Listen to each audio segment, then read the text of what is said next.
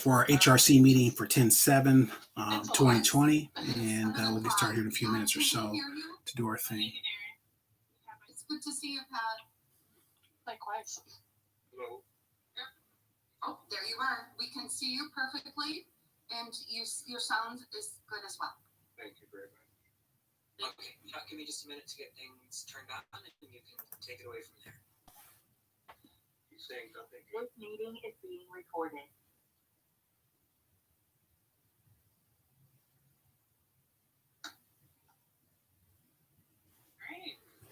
Okay, you're live. We're all set. Welcome to the 10/7/2020 HRC meeting, special meeting that we have tonight.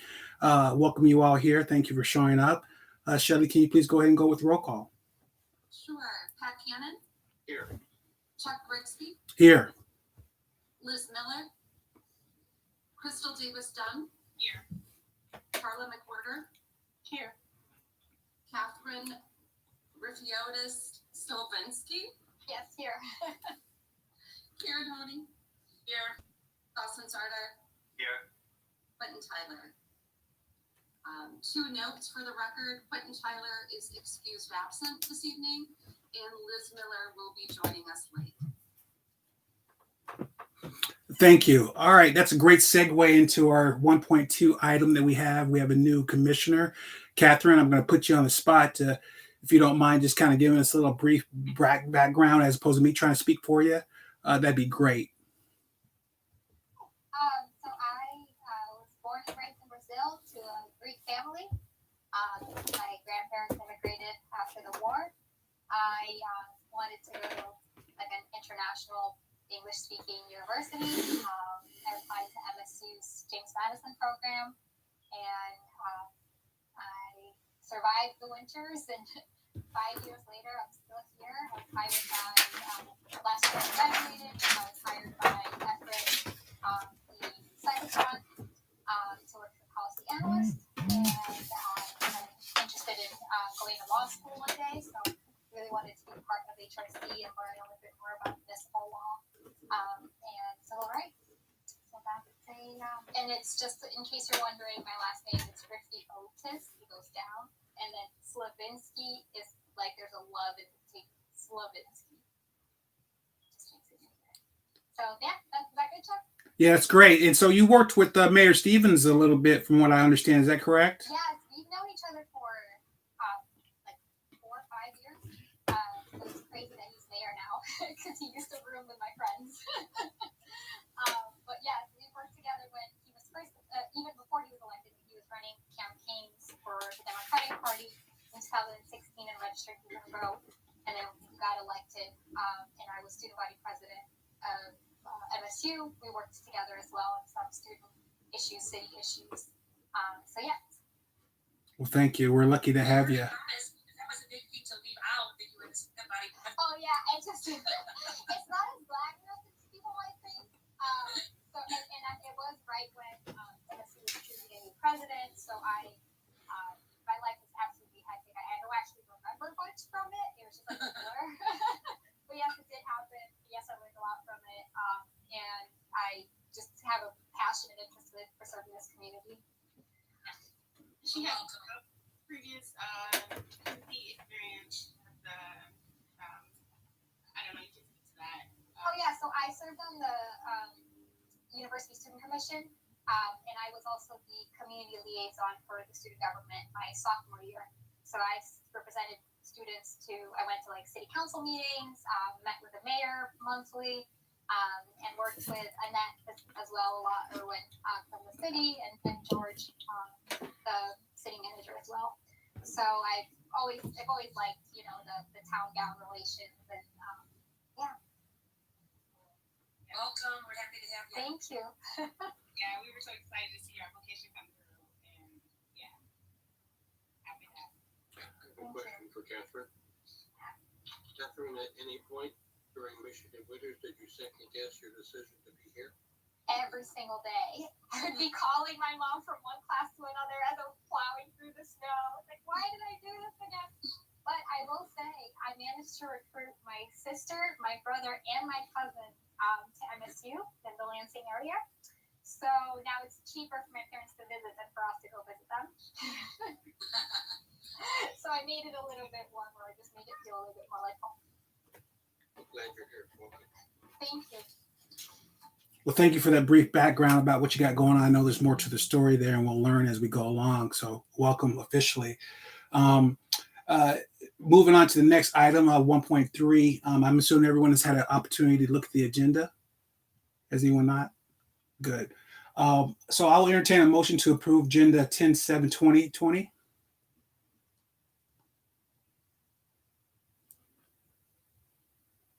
I'll second it. I did. Who moved it? Who moved the motion first? I'll make the motion. Okay. The motion's so moved by Commissioner Sardar. Is there a second? Second. All those in favor, please say aye. Aye. Anyone opposed? So motion is approved. So we'll go on. Everyone's had opportunity to look at item 1.4. We have approval of the minutes from September 2nd, 2020. Is there any discussion on that at all? All those in favor of approving the minutes from September 2nd, 2020, say aye. Aye. Any opposed? All right, so move. So we are now going to move into written communication 2.1. As you all see there on the agenda, we did have two correspondents. Did everyone get a chance to look at that information? Good. And so the first one was from Alex Leisman in regards to the covenant in what was the neighborhood association that was the Bailey's Neighborhood Association. I believe it's from that one there. And it was basically talking about the language that's in their covenant in regards to not allowing people of color to reside within that covenant. And so I reached out to Mr. Leisman and just had a conversation, kind of got a background from it. And then I did some research. I called a couple people who were involved with that. Commissioner Miller was also involved with that many years ago. And basically what the issue is, if you had a chance to really see that, is that we want to get that language taken out. And so there was a big uproar going in regards to that, I believe back a few years ago, and it kind of hit ahead because the way that it's written is designed for it not to have it changed. So it was well written in a negative way. It was brought up in the past in 2019 to go on the House floor. There were a couple of representatives there, Anthony and Julie Grigsby, and a couple other people were involved with trying to push this forward on the House floor. I think it went to the Judiciary Committee in 2019, earlier this year, and then COVID hit. And so it kind of, everything got rearranged and reprioritized, and that kind of fell underneath the water. And then from what I understand, it was reintroduced to the Judiciary Commission a few months ago, and so now it's back in play at some capacity for that language to change in the covenant. Without that being in the House and on the floor, the way that the covenant is written, it's not going to be legally possible to change until 2024. So that's kind of where I left that and what I got from that. So there's nothing really we can do really right now to address that letter. Unless anyone else knows something that I don't in regards to that. Yes, Commissioner Crystal. Just for the record, it was Brookfield. Neighborhood Association. Brookfield, okay. And also, I wish I could click on the hyperlink just to find out more information. And I wonder if this is something that we could confer on with our new city attorney about getting that letter. 2024 is too late. I don't agree with that being like, oh well, we have to wait till 2024. And so I wonder if it's something we can do as a commission to have the language change more timely. So those are my thoughts. Yeah, I appreciate them. And I felt the same exact way when I got the communication and was a little frustrated that this was something that we couldn't act upon and do anything, even symbolically by sending a letter of, notification to someone to somewhere to re-energize the conversation. But right now, the best bet right now is it going from the state level down to us, because at the local level, from what I understand, who the attorneys that were involved previously and all that stuff, we just simply don't have the jurisdiction to be able to weigh in on it and make any changes. So that's kind of how I understand it at this point. So I'm definitely with you on that. Is it? Yes, go ahead, Commissioner Catherine. So who has the jurisdiction? Why can't we do anything? I didn't understand that part at all. Not to put you on the spot, Commissioner Miller, I know you were involved with this before, and I don't think I can really explain it more than what I have from what I understand, since it was before my time and we're just kind of in a more response mode for it. Can you give us a real brief history on this issue and why it is where it's at right now, please? Yeah, the city can't make any changes to neighborhood covenants. Those are independent. And so Brookfield neighborhood, Brookfield Heritage, which is the neighborhood I live in, is doing a both and approach of moving it through legislation and to change the language in our neighborhood association covenant.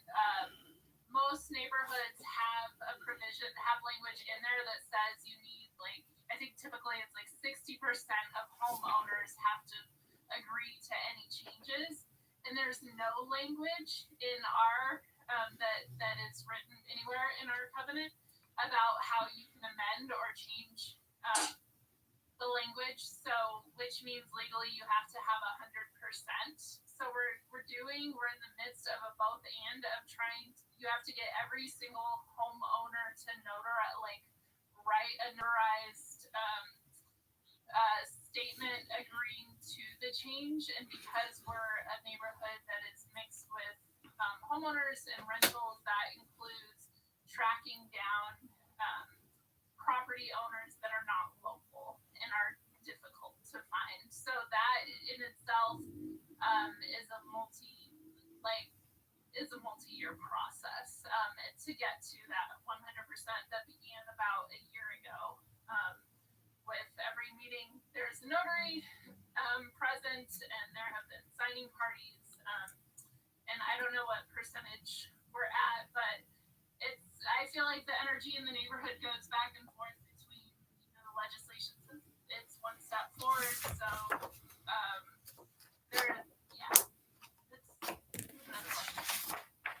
Does that help you, Commissioner Catherine? It does. I was just wondering, is there anything that council or the city can do to provide resources for that legwork to be done at a faster pace?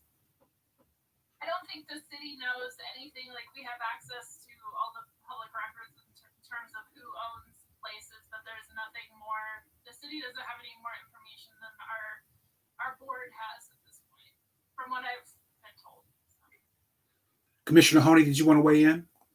Well, it makes me think that maybe we should look check our neighborhood covenants, because I know that when I bought my house, I found me right in my house papers that house may only be sold to a Caucasian family, and that's from the late 20s. So it makes me wonder if my neighborhood has that same covenant. It's just, I never thought about looking at that deeper level. I have actually gave the papers from my house to the high school for their curriculum that they're creating on the history of redlining in East Lansing, so it can be used to educate. But it just really makes me think. It makes me want to go dig into the Red Cedar Neighborhood Association and see if we have that same covenant. I wouldn't have thought of that until until we got that letter and brought it up. But it definitely said it in our papers that the house was wanted to be sold to a Caucasian family. So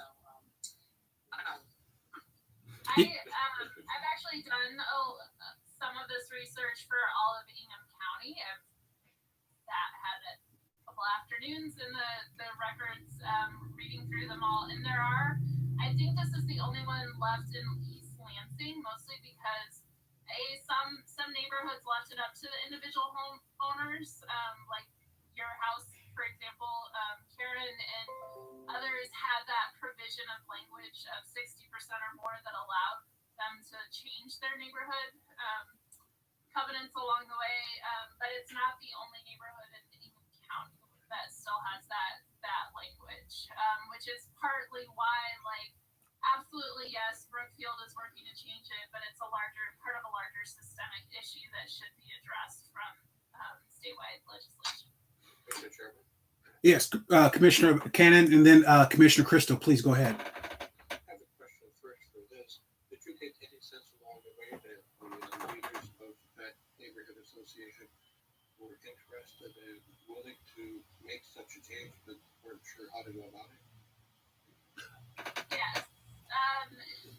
Mostly felt overwhelmed by the prospect of getting 100% because of the landlord issue, and quite frankly, like, it felt like gaslighting fear around, if we don't do this correctly, the whole covenant will be thrown out, and who knows what will happen. And that didn't feel really grounded in reality, but is something that I've heard echoed in public neighborhoods. Liz, what would your opinion be if we sent a letter to the association informing them what the city ordinances are with respect to that? What do you think their reaction would be, and would there be any positive consequences from doing that? I think it's helpful for our neighborhood associations, just particularly this one, to know that this is an issue that the wider community cares about and the city cares about. They're very aware, like, it's not, it's definitely on the minds of the neighborhood association. I don't think it hurt anything though. I'm done, thank you. So, Commissioner Miller, you said that Brookfield was not the only housing association or neighborhood association in Ingham County. Do you know of others? Yeah, I'd be happy. Like, that would be a good email. I'd have to pull out my notes. And the language is different for different ones.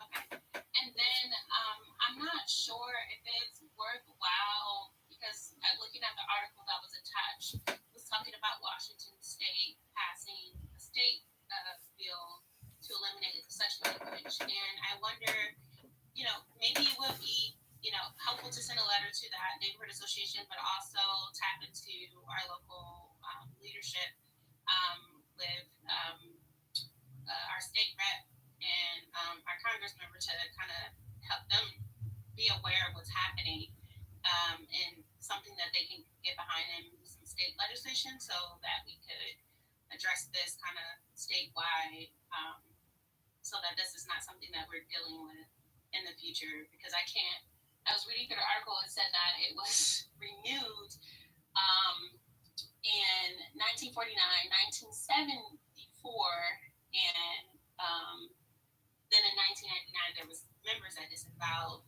the language. But I'm also curious, Liz, do you stay in the neighborhood or no? Do I live in that neighborhood? Yeah.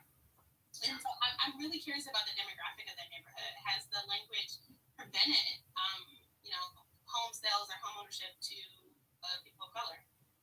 Yeah, that, like, I have anecdotal stories from both ends of the spectrum, and it's a predominantly white neighborhood that I think is probably more white than I don't have the exact numbers, but I feel like it's more white than East Lansing's overall demographic. So,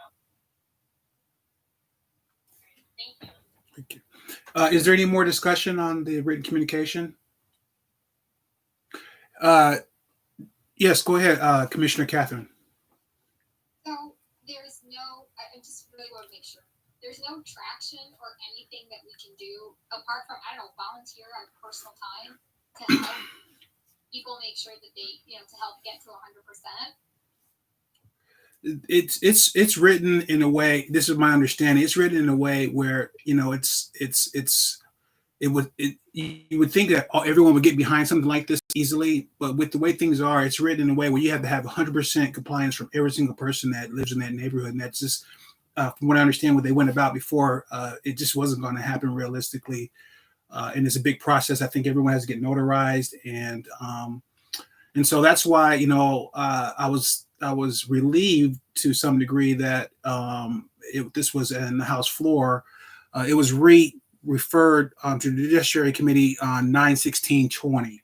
So that's the last I got for where it's at now. So, honestly, outside of us maybe sending a letter to the neighborhood association talking about this or up to council, I mean, it's pretty much, a state decision, state legislative action. I do think it's helpful, it's part of why it's gotten that far is because folks from our neighborhood who continually kept pushing our representative to bring this, keep moving forward. And I do think it's helpful for any residents who are watching and interested in this issue, or anyone as individuals, to write or to reach out or call and say, this is important to me. The more, the more people hear from their constituents and realize it's not just a few random people from Brookfield, but that this matters to people, I think the better chance it has to keep moving forward in a timely manner. Thank you. There were about, I think, 9+ representatives that were sponsoring this bill. Obviously, Julie Grigsby would be probably the more appropriate person if you wanted to send it directly. I know Sarah Anthony's involved, but she doesn't represent our districts. But Julie Grigsby, for anyone listening in, or any commissioners who want to do that, I think that would be the appropriate avenue to go to as far as her office is concerned. I think we'll move on to the next item of written communication, unless anyone has anything else to say about that issue. Well, the next written communication item we have was from Deputy Chief Gonzalez, his responses from our follow-up questions in regards to our complaint summary that we had, I believe, in January, or maybe it was February. I'm not quite sure. Did everyone get a chance to kind of look at that and, get what they wanted out of that? Is there any questions out of it? I just wanted to highlight a couple different things that, I think, and this is why this is important. I really, if he's listening in, I just want to thank him for putting in the energy to responding to us. Some of the previous communication from that office and the way that it has been very short and not as inclusive, but this was a lot stronger in my humble opinion. And there were a couple of things in there that I wanted to highlight just real quickly, was the fact that the lien system they use for running license plates. One, I didn't know this, but I do know now that when they do run a plate, and they do run that information, the ethnicity demographic does not show up. That's not something that goes into play as far as descriptive information, which I did not know, which is good to know when they're running these plates. And sometimes you don't know if this is for what reason or another, but to know that once they get the information back, there's no identification of that person's ethnicity or nationality.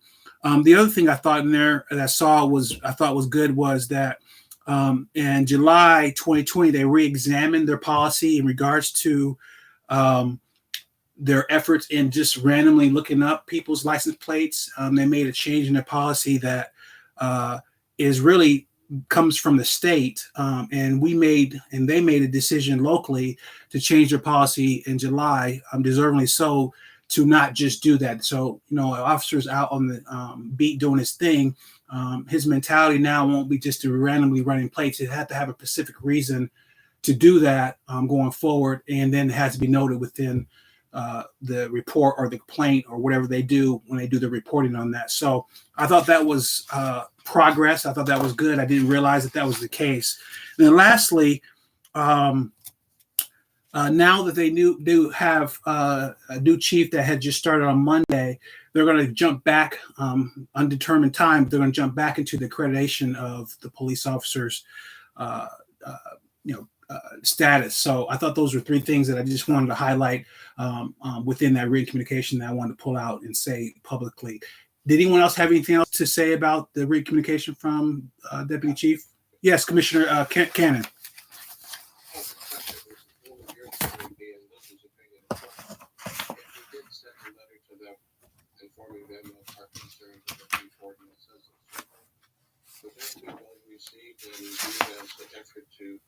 neighbor from city government here to help you?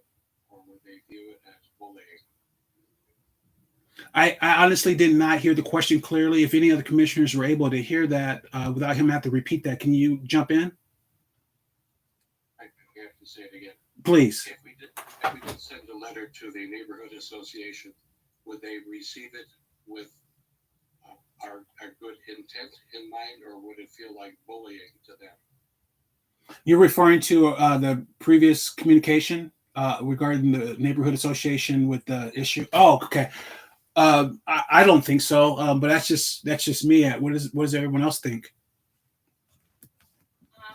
Yeah, I sent the message in the chat, but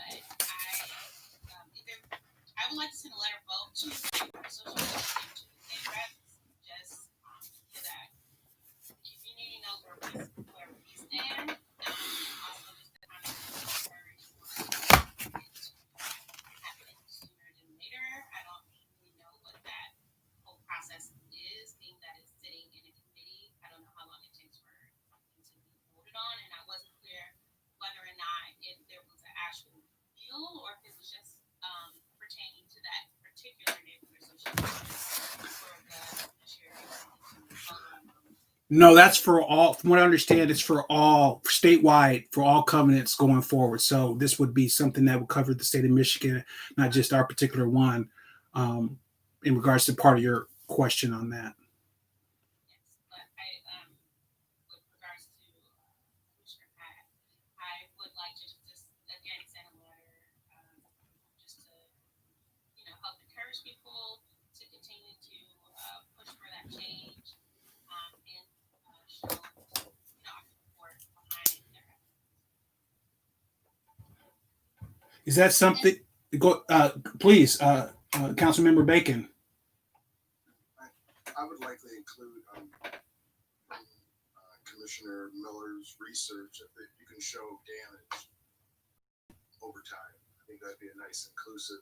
I doubt there's much urgency around something at this point. It doesn't show much cause or that it's still creating damage. But when you're talking 1974, that's less than 50 years ago and things like that. Even I would include that historical perspective, the damage, the duration of what happened. I think they may have lost sight of it and just kind of. If I'm thinking from a legislative perspective, it's probably real low priority. But I think if you're showing damage to people, and obviously that was very damaging, I think you'll get a little bit more traction from people that you're trying to influence. So, Thank you. that was it. Thank you. Anyone else? All right. Thank you. Thank you. So just so before I just don't. Oh, I'm sorry. Do you have something, Commissioner Catherine? Well, just to answer Commissioner Cannon's question, I think it depends on what the letter says. It could go whatever way, but it just depends on the tone of the letter. So is there someone that would like to be the point person on the letter? I'd be happy to work with them. Like Liz being the person with the most knowledge.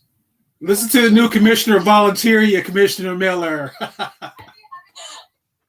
with someone else. I'm in that neighborhood, so I feel like it would be helpful to have someone who's less close to the issue, so that it truly is from a city perspective, not from that annoying person on Grand River and Hagedorn that brings up every vote. So, Liz, I would work with you on that letter. okay. Thank you, both commissioners, for stepping up and taking the lead on that. And we look forward to being able to be a part of that. Commissioner Crystal. Okay, so back to the Gonzalez response regarding the lien information. I am really conflicted, and again, I wonder if this is a follow-up question to our new city attorney regarding what information is actually shown in the lien system, because given the response to question 3, I doubt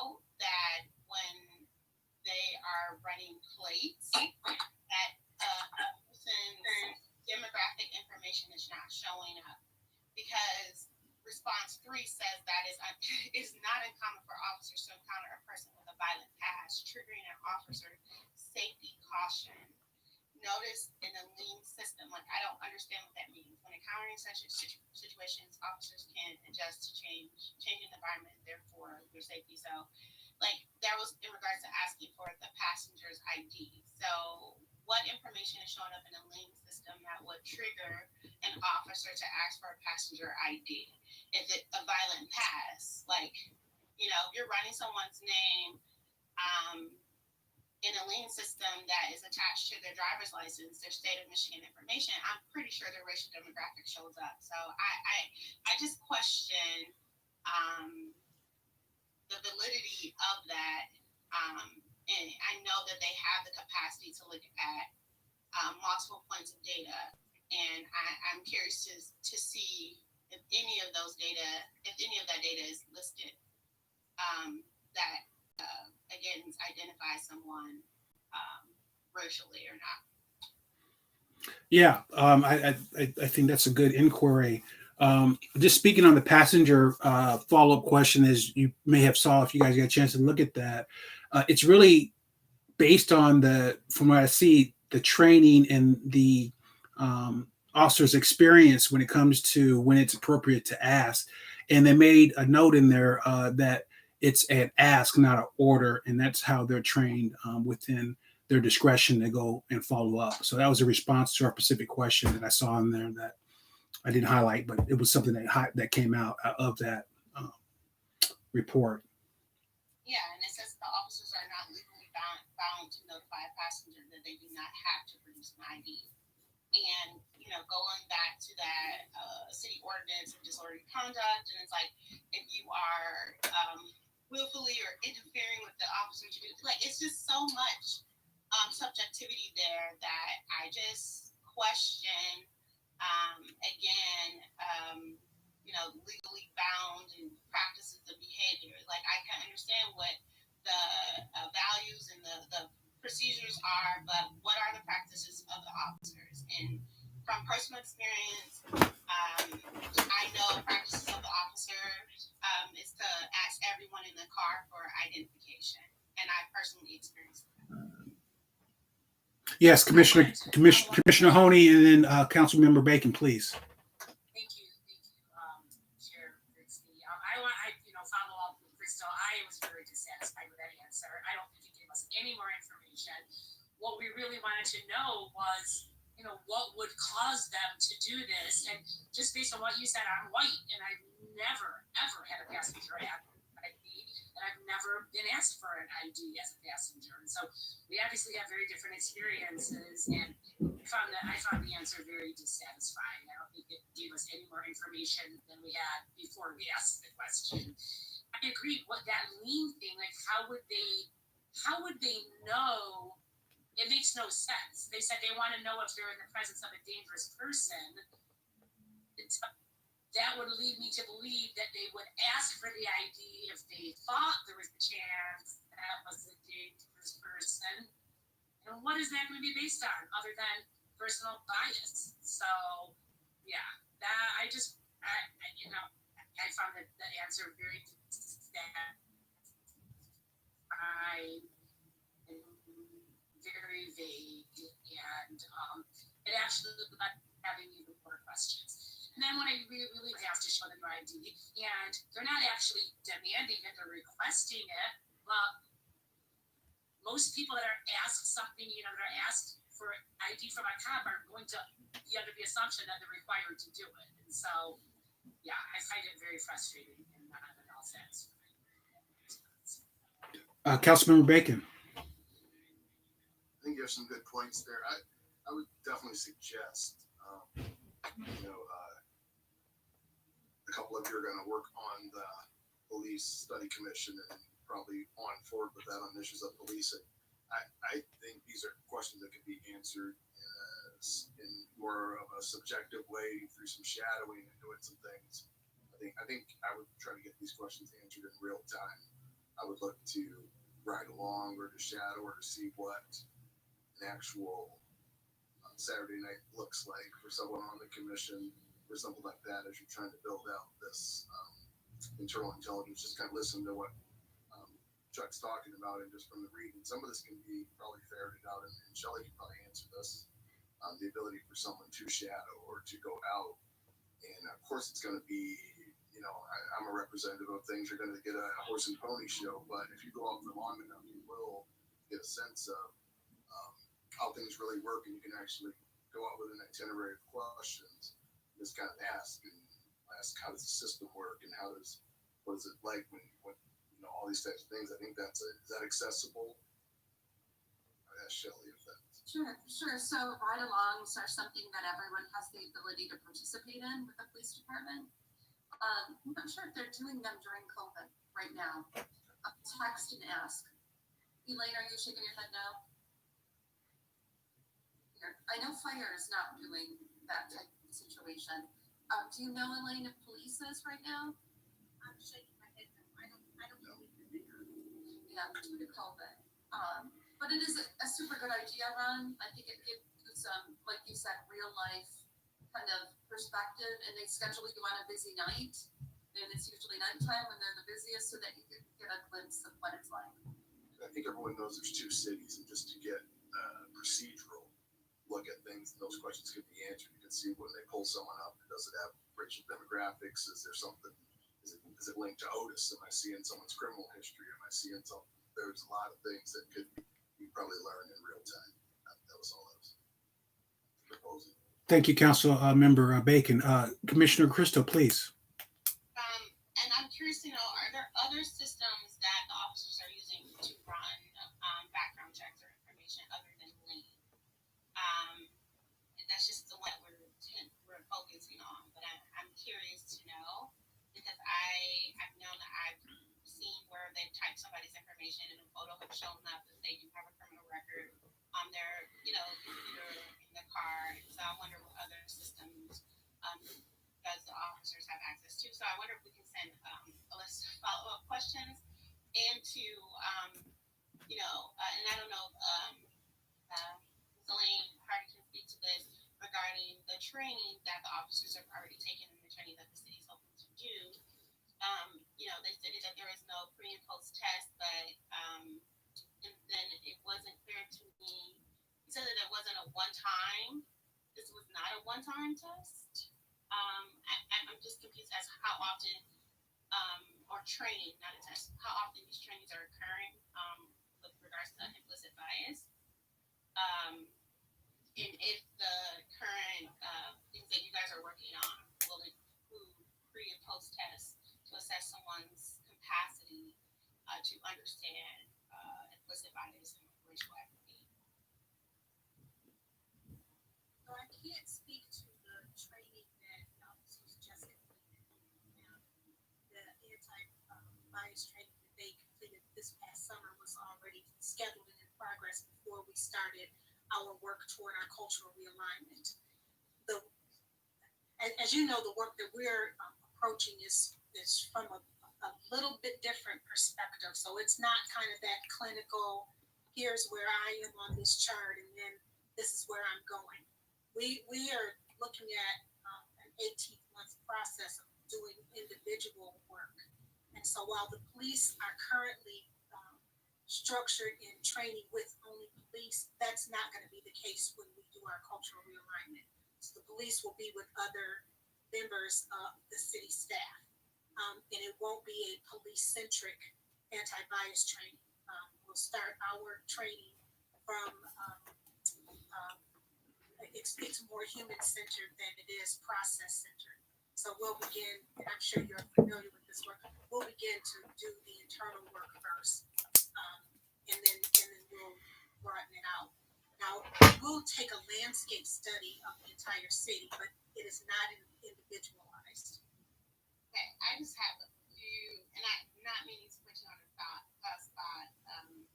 Okay, so the 18-month process, I'm not quite sure what you mean by landscape study. I am familiar with the human-centered design approach. However, it evaluations are? Like, how will you be assessing where we are today, where are we going? So, like, what's the tick marks over the 18-month mark? So we are initially starting off with a cultural assessment for the entire city, right? So we'll be surveying all of our city employees, and it's the same survey instrument for everyone, not police specific or DPW or fire specific. So that's the same survey instrument. It'll give us a baseline of where we are as a city organization.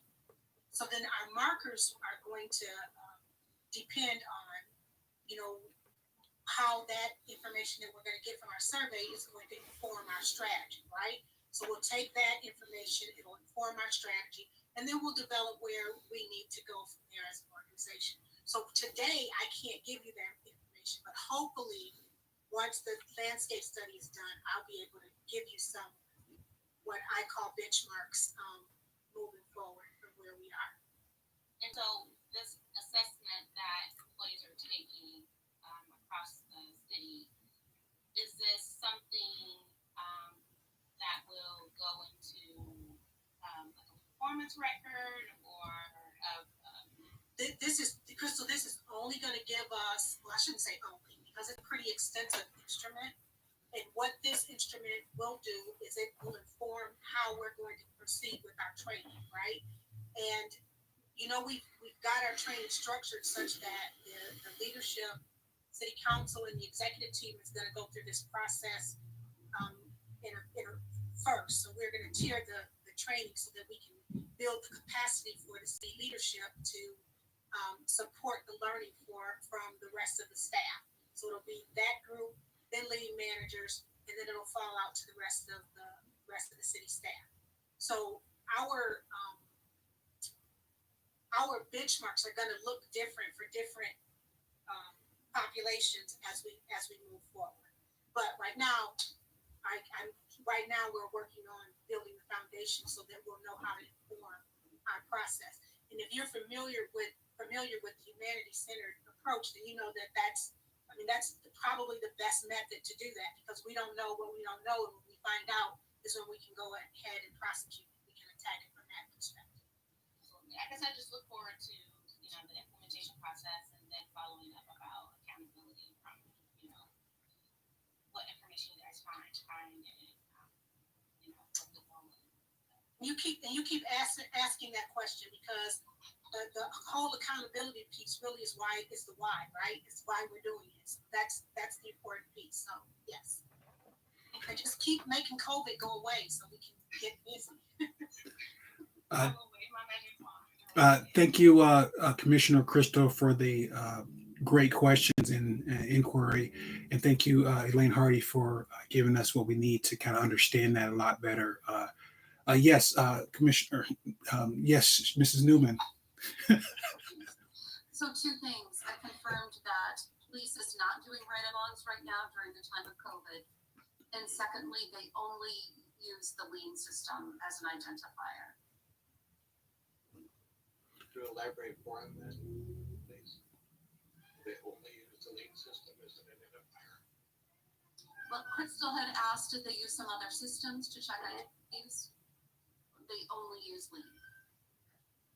From what I briefly kind of skimmed over from the response was that when running the license plate, demographic information does not show, but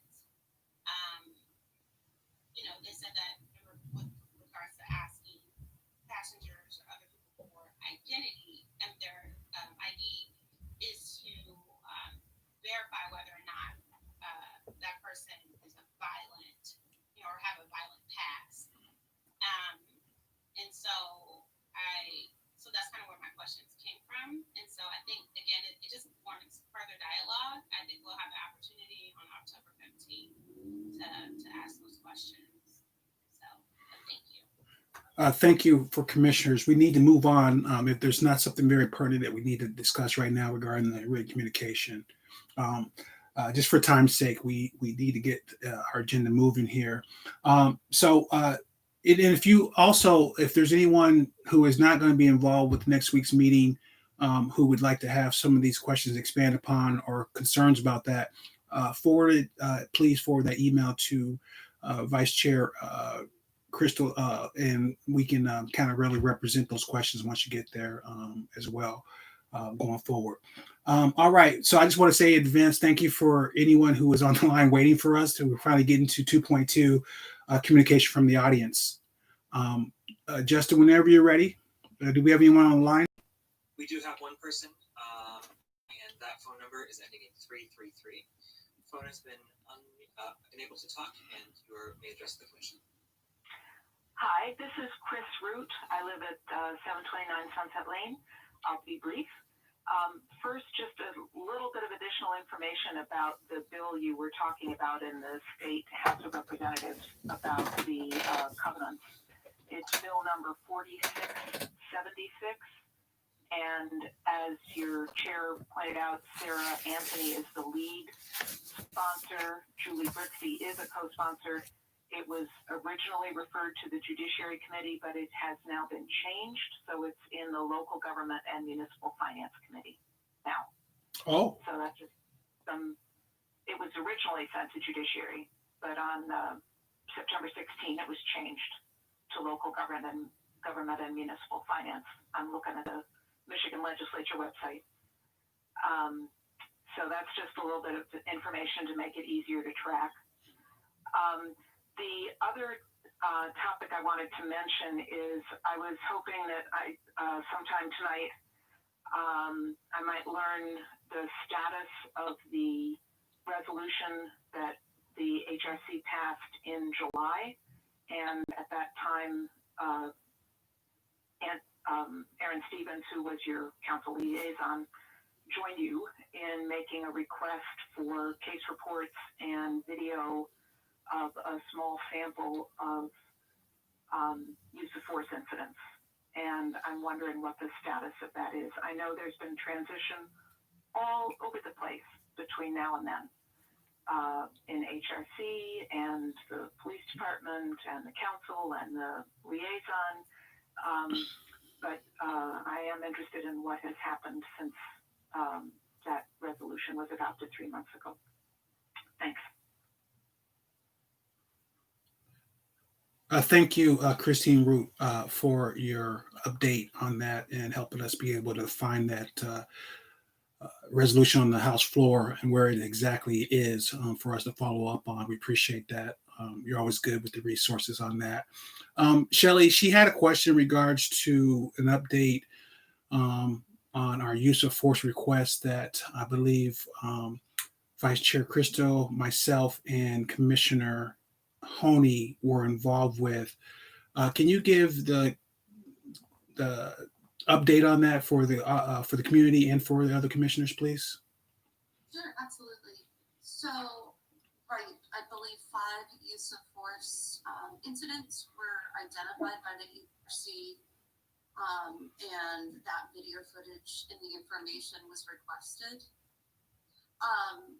So since then, there have been conversations about that release of information, and it was really kind of like Chris Root mentioned, initially a response to a resolution that the HRC had discussed. I believe Councilman Babcock had introduced it at a city council meeting, and then HRC reviewed it and made some tweaks to it and sent it back to city council. I never saw that move anywhere beyond that. To my knowledge, I don't believe it was passed by city council. So anyway, lots has happened, as Chris mentioned. Right now, where we are with the video request is that I think between Deputy Chief Gonzalez and City Manager Lahannis and getting a new chief, and this formation of the police study group and the future police review committee, that they think it's a good time to just kind of perhaps not forward that video and wait for the committee to be formed with the specific purview of police review to look at that kind of video and information. So that's where we're at with that. And I guess something else you should know is that City Council does receive weekly use of force reports from the police department. So they're getting that information on a weekly basis of any use of force within the department. And also whenever there's a complaint made in the police department, City Council is notified of that as well. Just for purposes, is Christine Root still on the line? Is she still with us? Yeah. Okay, because I want to give her a chance because she did have some time left to follow up with our response. Commissioner, Vice Chair Crystal, can you please go ahead? I'm sorry, I don't think I was privy to the information of the resolution that Ms. Newman was referring to. And so I don't know if that could be provided to new members such as myself and Catherine, so that we're kind of up to date. And then I didn't know if Commissioner Bacon could speak to kind of what Shirley was hinting at, or excuse me, Ms. Newman was hinting at with pausing on the resolution and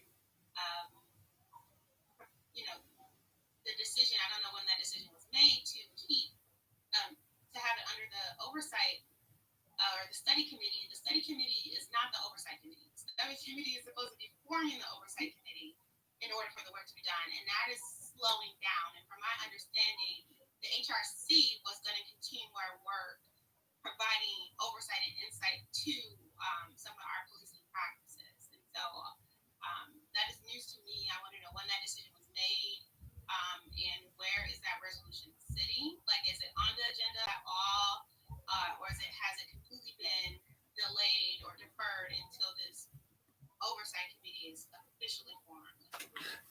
Can I just jump in real quickly? So, point of clarification. So, when we talk about the resolution, we're referring to the resolution that Lisa Babcock originated when it comes to the process of the internal investigation and how that information was going to be released to us in the meantime of the oversight committees. That's the resolution we're referring to, correct? That's the resolution I was referring to. Okay. I can speak on that to a certain degree, if I may, Councilmember Bacon. So yeah, we worked on that. We came through us, and then we sent it back. And with all the change that had happened, Councilmember Babcock had decided to not reintroduce that and put it on the agenda for discussion because of a lot of the transition that was happening. And then we had a little bit of legal issues when it came through how that was written. And so it was something that needed to be worked on. And this is the way that it was done. She decided not to reintroduce that and never came back to us. So that's where last we left it.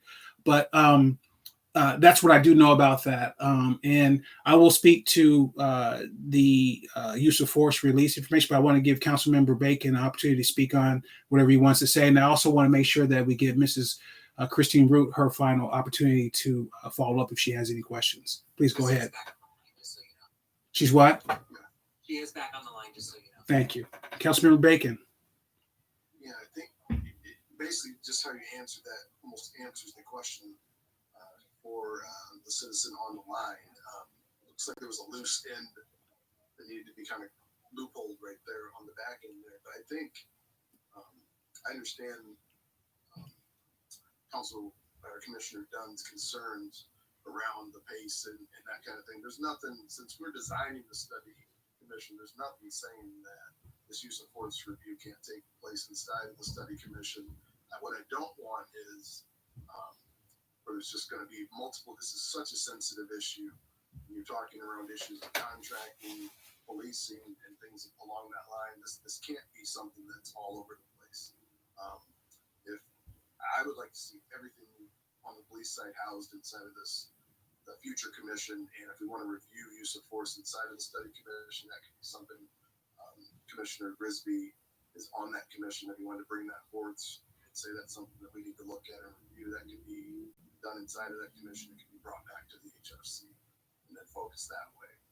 That's really my impression on matters of police. And there's plenty of we haven't even set the parameters for what can be done. that'll take place on Monday, along with officers and that type of thing. You could go forward to try to complete the resolution, to bring it through the proper channel, or you can see if we can walk it through as part of the study commission as a portion of review of force or something along those lines in there. I would like to keep, I think we're building something out here.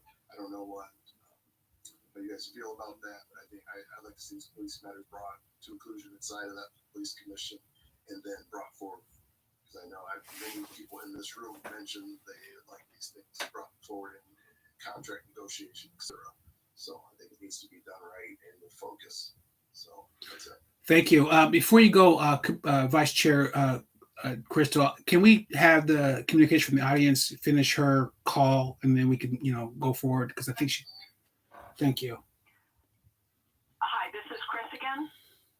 The resolution that Shelley mentioned from Lisa Babcock was concerning getting information about use of force incidents that happen in the future. That was different from the resolution that the HRC adopted, which is about use of force incidents that have happened in the past. And the rationale for, at least that I'm aware of, for making that request in July was the fact that the council at the beginning of June adopted a resolution saying that they were going to review and revise the use of force policy. And so I happen to be on the study committee that also, along with Chuck and Clinton. And as Councilmember Bacon points out, that group hasn't gotten started yet. There's no clarity on what its purview is going to be. I'm concerned that there's already been 4 months that's gone by since the council resolution was adopted. In that time period, I don't believe that anything has happened about reviewing use of force policy. And now if the police is going to go ahead with accreditation, which also involves review of all their policies, I'm just concerned about the heavy load that the study committee has designing the oversight commission and what else it's going to be asked to take on, especially since its start has been delayed. So this is a difficult moment to figure this out, but I just want to raise, what the starting point on this was, which was back in June, trying to help the council do a review of policy and get a little bit of information out and looked at to help move that forward, because I don't think there's been any other plan about how to do that. Thanks. Thank you, Christine. We appreciate you, and thank you for jumping back on to finish your call. Commissioner or Vice Chair Crystal, and then please, Councilmember Bacon, can you go ahead? So, to Ruth's point, yes, it'll be nice if we could be provided with that, with whatever resolution that she was referring to, one from Council Babcock and the one that we enacted as a council or as a commission. And furthermore, to Council Bacon's response, I agree that we wanted things to happen,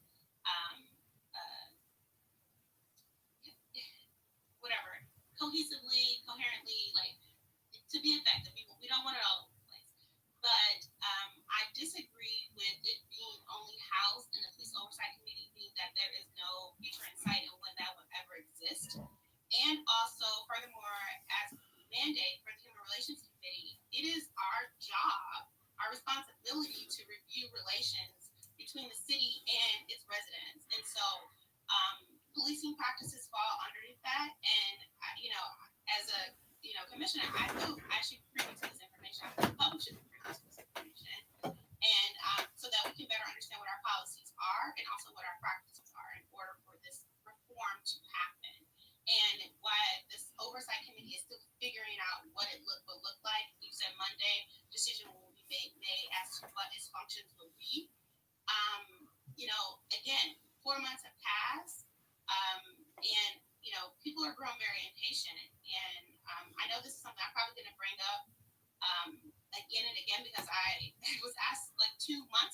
to be on this and been waiting and waiting and waiting and still have not received any follow-up or, you know, video, anything regarding this. And I mean, this is a serious matter.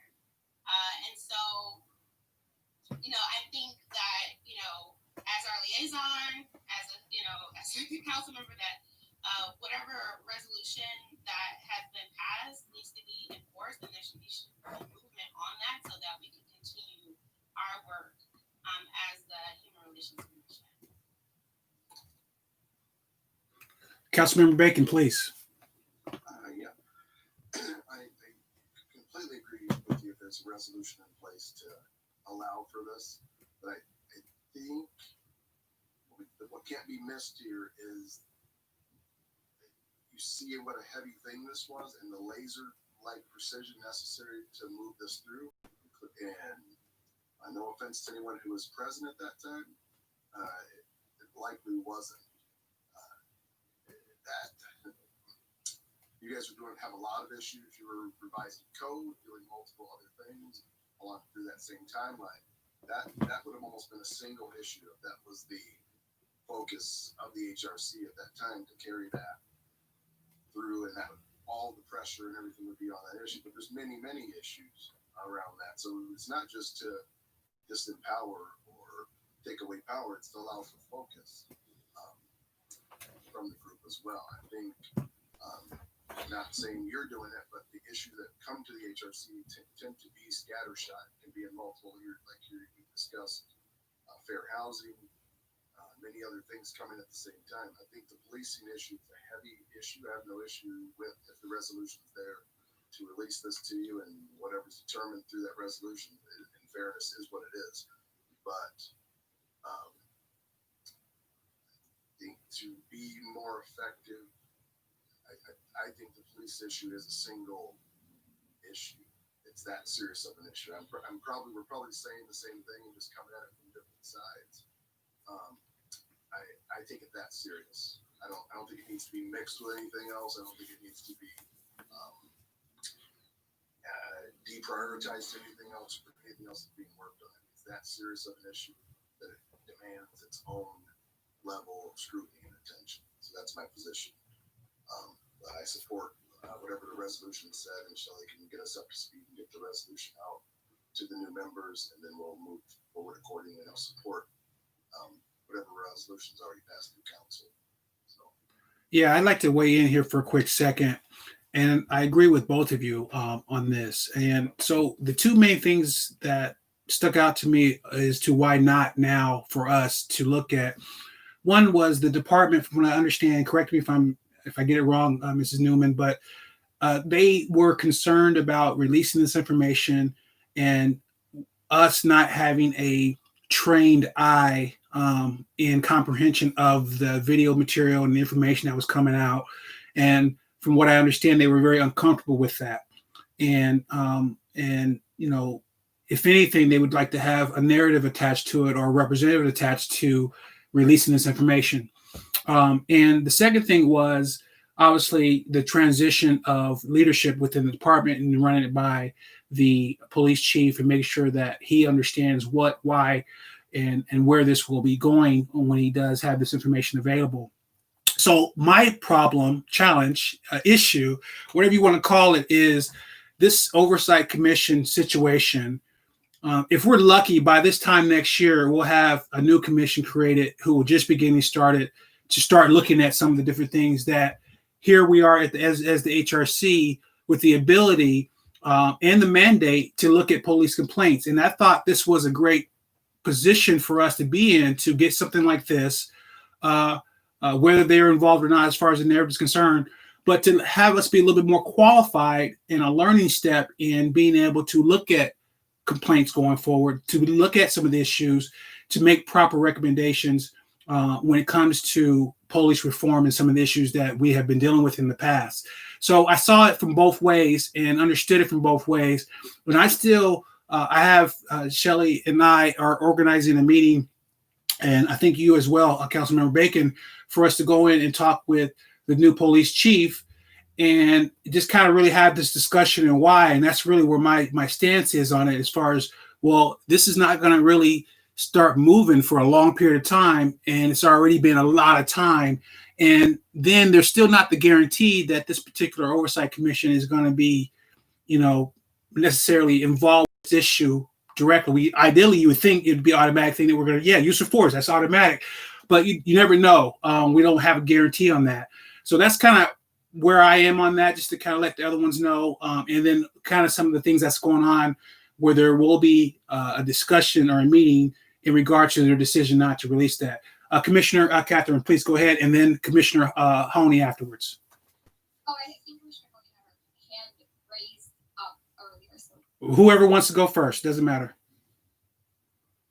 You're muted, Commissioner Honey. Sorry, go ahead, Catherine. I'll go next. Thank you. Oh, okay. So is it just a matter of defining scope?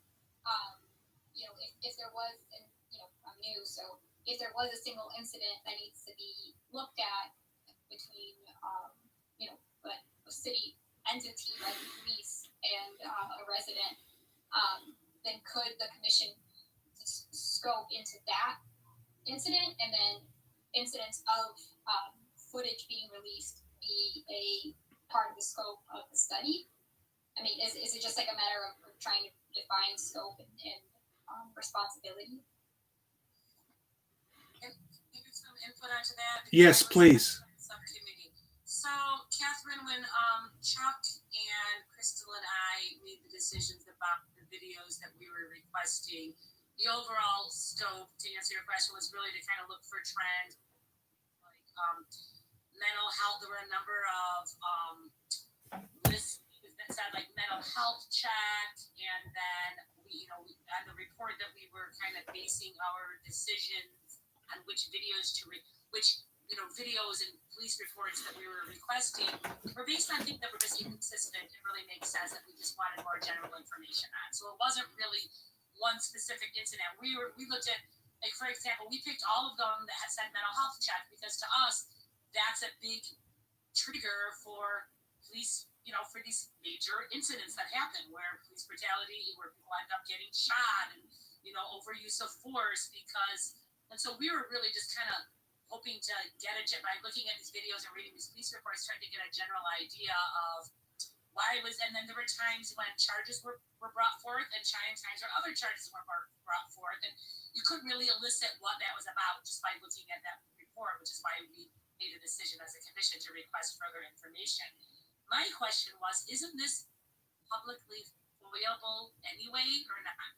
Yes, it is. And to add on to that, Commissioner Honey, is that from the way I understand it, when a council member, which Aaron Stevens at the time was our liaison, when he makes the request for anything based on the representation of our commission, it's not really a choice in a way where you can change your mind after you have said, yes, we'll get this information out to you. Yes, we'll do and get this information out to you so you're able to look at it. But then wait a month and a half later to say, well, we're not comfortable, this and that. You have the police chief change in there. I guess that's to a certain degree. But at the end of the day, this was supported by now Mayor Stevens in regards to it being information that has been requested from the liaison. And it's not really a back and forth thing. It's not really like we're not comfortable. It's really about the fact that there was a formal request made and supported by this commission. And so that's, like I said, when we have this conversation, if it needs to be next week or whenever the case is with the chief, that's where I'm coming from, because I understand, how they feel about it, but their feelings doesn't really matter with what has already been decided. So I'll say that. Does anyone else have anything to add to that? Yes, Commissioner Crystal. You're muted. Sorry, Catherine, I appreciate your question around scope. And thank you, Chair, for highlighting that, and Commissioner Honey for pointing out that this information is portable in what has already been cited. But even with the resolution that was going past with the City Council and them reviewing excessive use or complaints or things of that sort, I mean, what scope do the council have for determining what is, procedural and officer stepping out of line? I think from, in the past, with our current, or well, I don't know if it's the current, the previous city attorney, and things have been rationalized, and even to that degree, the incident that happened with Officer Stevenson. I mean, we all agree that that was excessive force. So I don't know what the scope is, and I think even to that scope of excessive force, ordinance or policy for police is very subjective. And I just want to just highlight all of that and why we're here today and having these conversations. And so, I'm definitely going to champion this and be pushing for more discussion and review of these incidents so that the commission and residents are aware of what's happening within our community and within our policing practices. Like, I think this is something that should not be hidden and kept from the public. And this is the means in which officers have to operate to keep us safe. If we're talking about public safety, as citizens, we have the right to decide if this is how we want to be policed. And I think we should have a weigh in on that. And so, anyways, thank you all for everybody's comments. Thank you, everyone. And we need to move on. But unless you have something you really want to add to the discussion that you feel needs to be said, I'll give a moment to it. Councilmember Bacon, and then secondly, Councilmember or Commissioner McWhorter. It seems to be just the timeline of all this stuff when we have a chance. Could I ever see something in how we even got here? I'm big on respecting people who went through proper process and that kind of thing. If you watch how I decide on things, I can disagree, but it doesn't matter if you did things in good faith and that type of thing. I'm just trying to see there's just holes. I'm just trying to get a feel for how to close these loopholes and these holes. So a little bit more so I can get a sense of the timing of all this. Before you go, Commissioner Carla McWhorter, can you help me out with what you just said, Councilmember Bacon? Like, you want to see the timelines to close the loopholes. Can you help me out with that a little bit better? Well, I'm coming in midstream here, obviously. I don't know when. I hear in July I'm hearing this, and then Aaron agreed to this, and Mayor Stevens agreed to this, and that doesn't even match with the commission, with the ordinance around the commission. I'm just trying to get a feel for were there complaints levied? How were even there's 5 cases correct of force? Yes. How were those even? I don't know any of that. This is my first time hearing any of this. How were these even selected? Was it random? So there's elements of mental health. Were there complaints lodged? Like, there's a lot of just gray here that's just that to an observer it sounds random, which is not a bad thing. That's a good thing. Or do they have I just need a little more context. But I'll support that's very fair, and I know for the new commissioner and you coming in here, but police complaints and really understanding that process to really speak on it or make recommendations, I think for me is the originator for the request and how it led up to where we're at now. And I'll just say that, but please, Commissioner McWhorter, can you go ahead? Sure. Yeah. My level of frustration with this at this point, I think is greatest in terms of, I think the point about this being FOIA-able information, and, this is information that should be freely available to the public. We as a commission requested that information, and it hasn't been provided to us. So it's beyond frustrating to me at this point.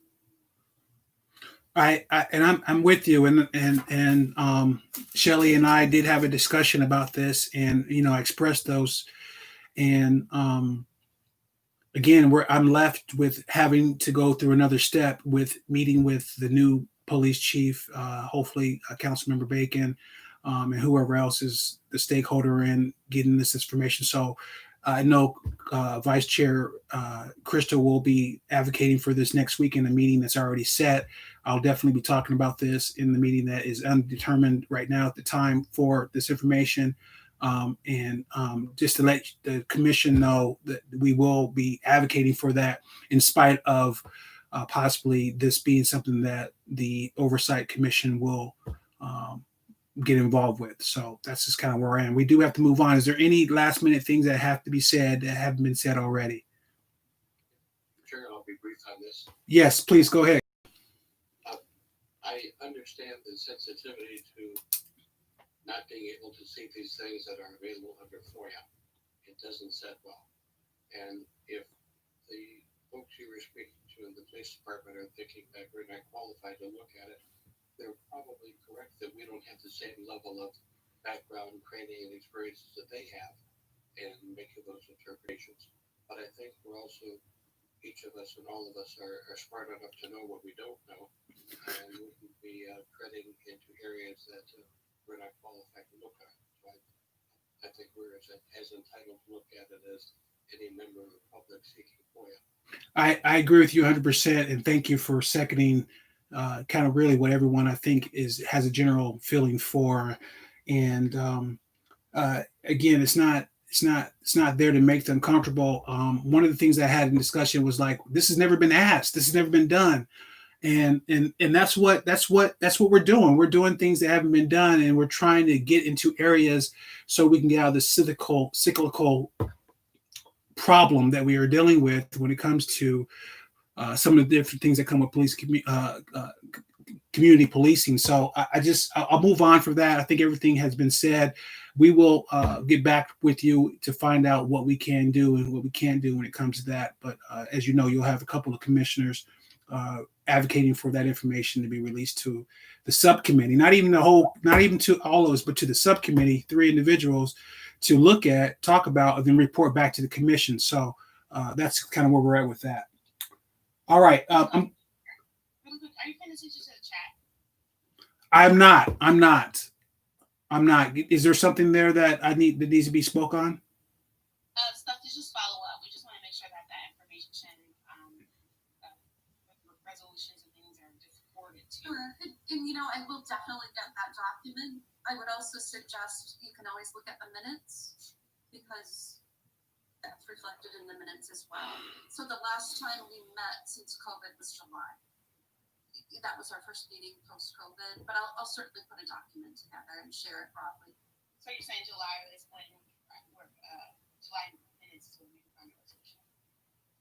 Or at least conversation about the resolution.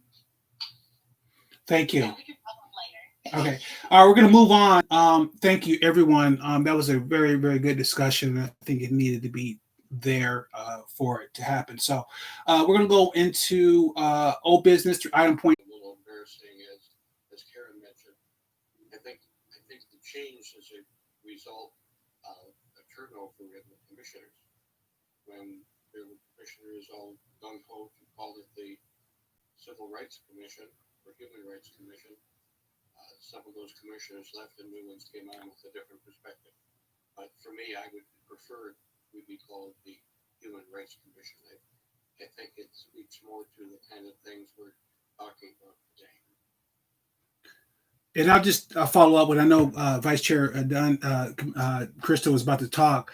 And that's the deal. I mean, with the Oversight Commission developing what they're developing, and our focus will, I think, change naturally into opening things up more so as far as what our mandates, because I think it's a natural process that's going to happen anyway. Vice Chair Dunn, please.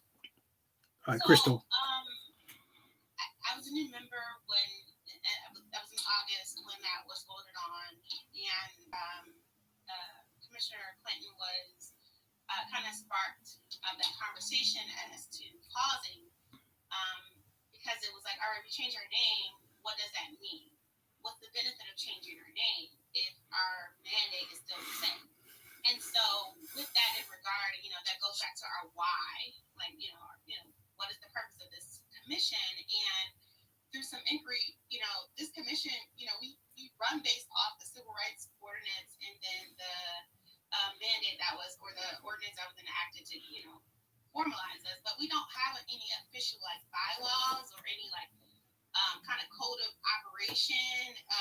We have no real autonomy over how we operate, other than what was listed in the ordinance that was passed, and it's quite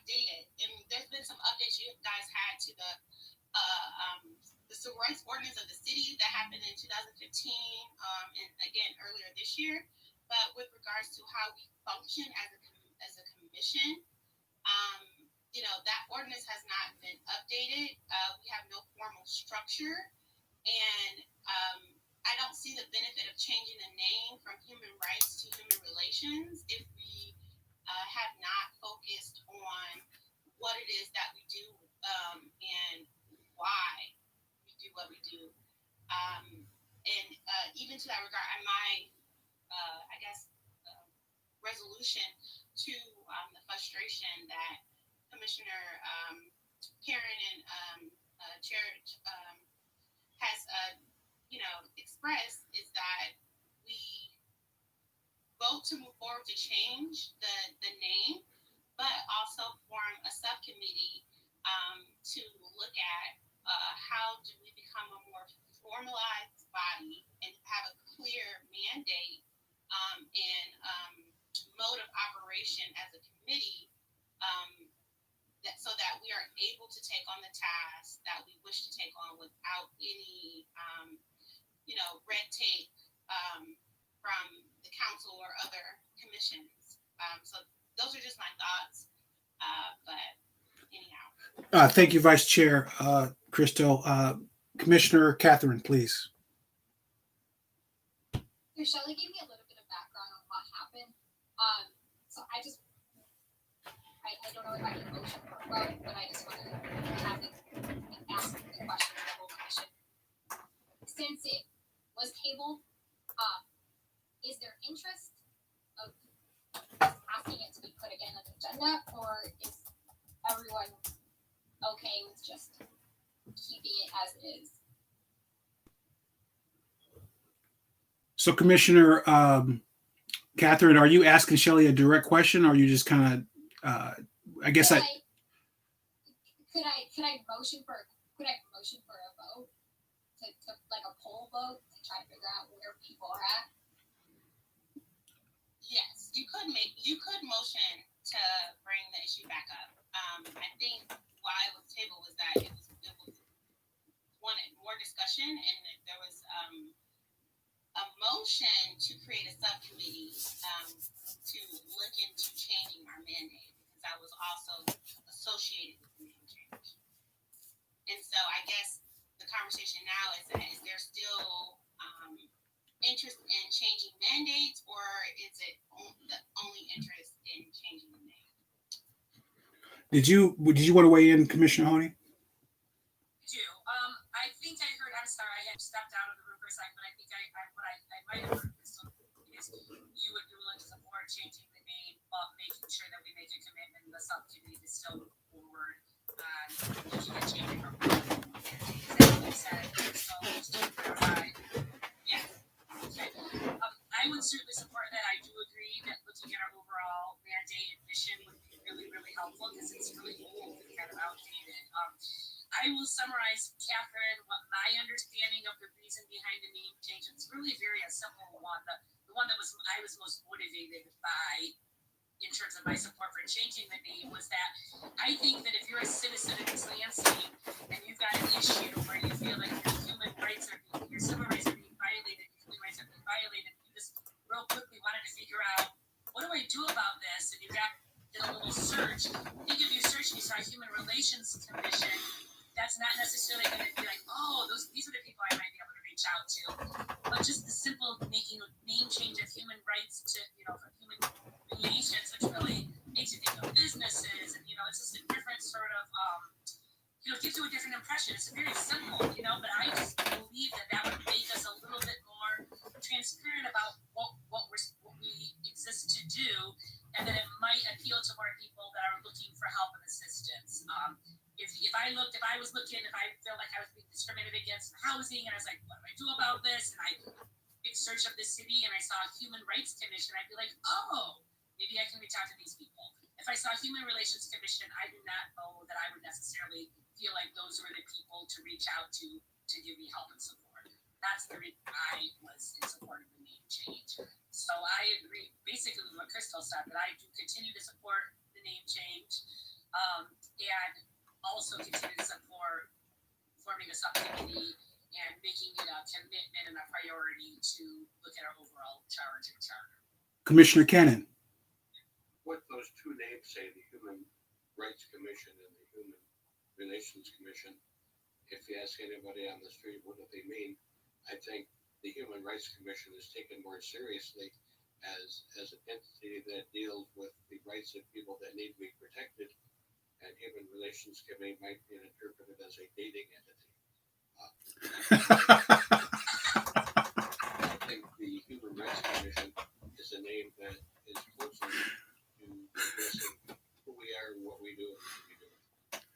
Vice Chair Crystal.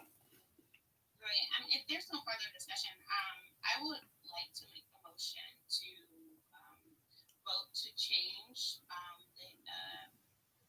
our name from Human Relations to Human Rights with the contingency or the intentionality of forming the subcommittee to focus on our mandate. I do want to note that from my correspondence with Ms. Newman, that since we don't have a formal bylaw, our mandate or authority is assigned to us under Section 2 of the City Charter, Section 2.362.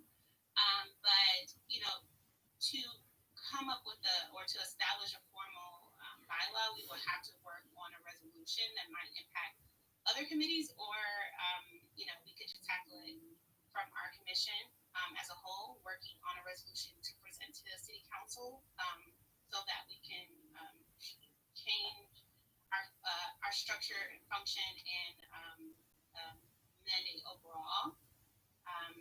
Because any changes that we wish to make, we don't really have any authority to adopt bylaws. Like it all has to go through council. So it's some heavy lifting and some researching that we'll have to do. But I don't know if it's a commitment or the will of this commission. So I'm curious to see if there's discussion on whether or not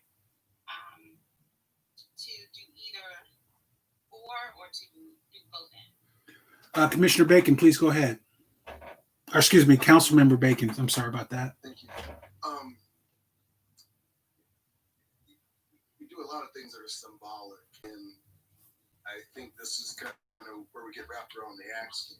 Is if the name change and Commissioner Cannon made great points about the name change. If that's the point of making you more accessible and easier to find when you have these outside issues, I wouldn't bog it down with the need with the bylaws. If you want to do something, or the HRC has a mandate and is unable to adopt the bylaws, if you want to add provisions and do these changes, and that's two separate things. I think this is where the hang-up's happening here. You're putting, that's pork.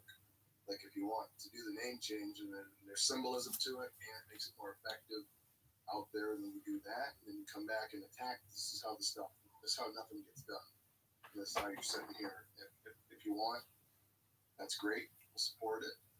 And then come back, and if there's some changes you want to your provisions or do that kind of thing, bring that to council and do that. Start breaking these things into trying to eat the elephant a little bit too many bites. I think it's a great consideration, and I support you either way, but I wouldn't link those things. I don't think helps with the process. I appreciate that, Councilmember Bacon, and with all due respect, I said exactly that in regards to, not as eloquently as you did. Maybe we would have a different outcome, but I'm with you on that. I think right now, I think there's a proposed motion on the floor to go forward with the name change in attachment with creating a subcommittee in regards to making maybe some suggestions and changes to what our mandate and focus is going forward. Is that what I understand what the motion is from you, Catherine?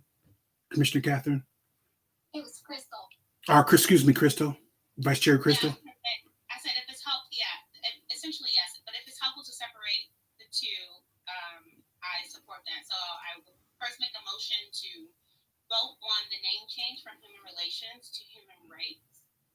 And then my second motion would be to vote to create a subcommittee to focus on the HRC mandate under the new name change. All right, let's tackle this one at a time. So for the very first motion, is there a second?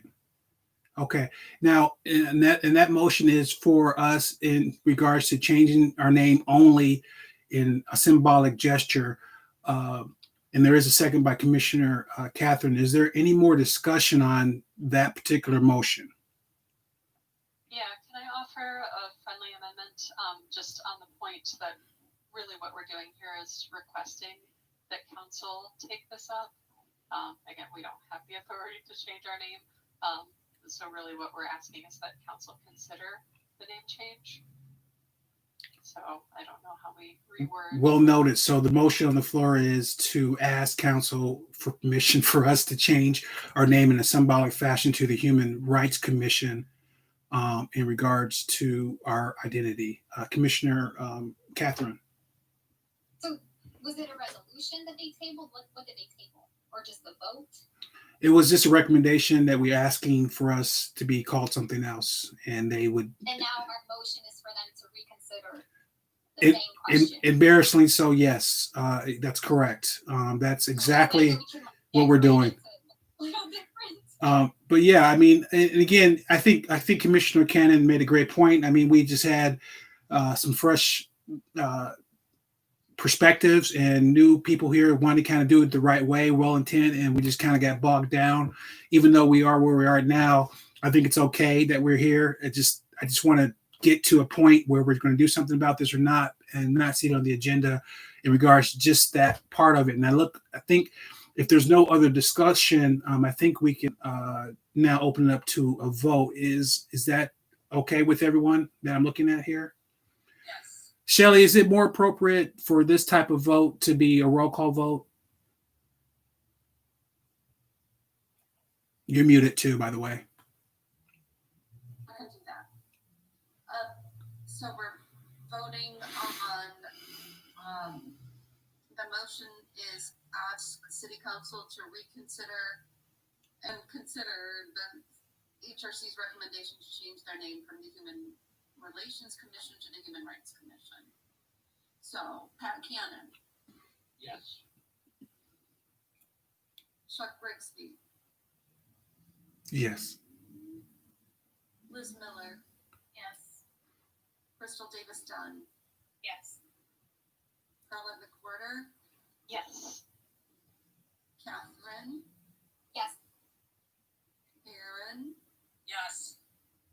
Lawson, Yes.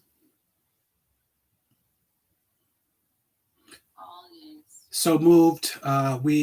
Shelley, thank you. And we'll send that along for, when's the next council meeting? Do you know by off the top of your head?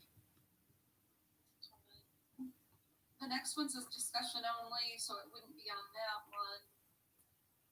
Perhaps the 20th. Okay. And is that something that you'll actually discuss, Councilman Bacon, or will that just be on the consent agenda? How would that go? I believe since it's a change to the ordinance that they have to introduce it, so there are steps to go through. I Okay. think they introduced it at a meeting. So I'm gonna have to go back and take a look. It's an ordinance change. Okay. Thank you for that. And thank you, commissioners, for re-looking at this and having the patience in regards to what we represent and where we are going forward with. Let's move on to the second motion, and correct me if so the second motion is to entertain a subcommittee in regards to looking at our ordinance and our mandate going forward and having that ad hoc commission report back to the committee. Is that correct? Yes. Okay. You'd be requesting changes to the provisions to council. Okay. Thank you. Is there a second to that motion? Second. Oh, I can second. Is there a second to that motion? A second. Seconded by Commissioner Honey. Is there any discussion on what this will look like and how to go forward? Commissioner Catherine. So, we can't have bylaws, right? Because the city has the authority as with its ordinances. We're not an independent governing body, all that jazz. Correct. So with that, what guidance or is the commission or the people that the commissioners that were here before are seeking that needs to be in writing? What's the yearning for more guidance? I guess that's my question. Sometimes I get your people's questions wrong, but I think with why this is kind of a good time is because with this oversight commission that's going to be developing going forward, some of their responsibilities or their mandate that we have followed traditionally will be under that commission's mandate. And so then that gave us an opportunity to kind of look at what we're doing now, what we'll be doing forward, and what have we been doing for the last year and a half. And without COVID being involved in there, we've been pretty, as Councilmember Bacon said, we've been pretty all over the place, just attacking different things. And just for a side note, right now, this committee has been busier tackling things more so than any other time in the history of this, since this thing's been put together.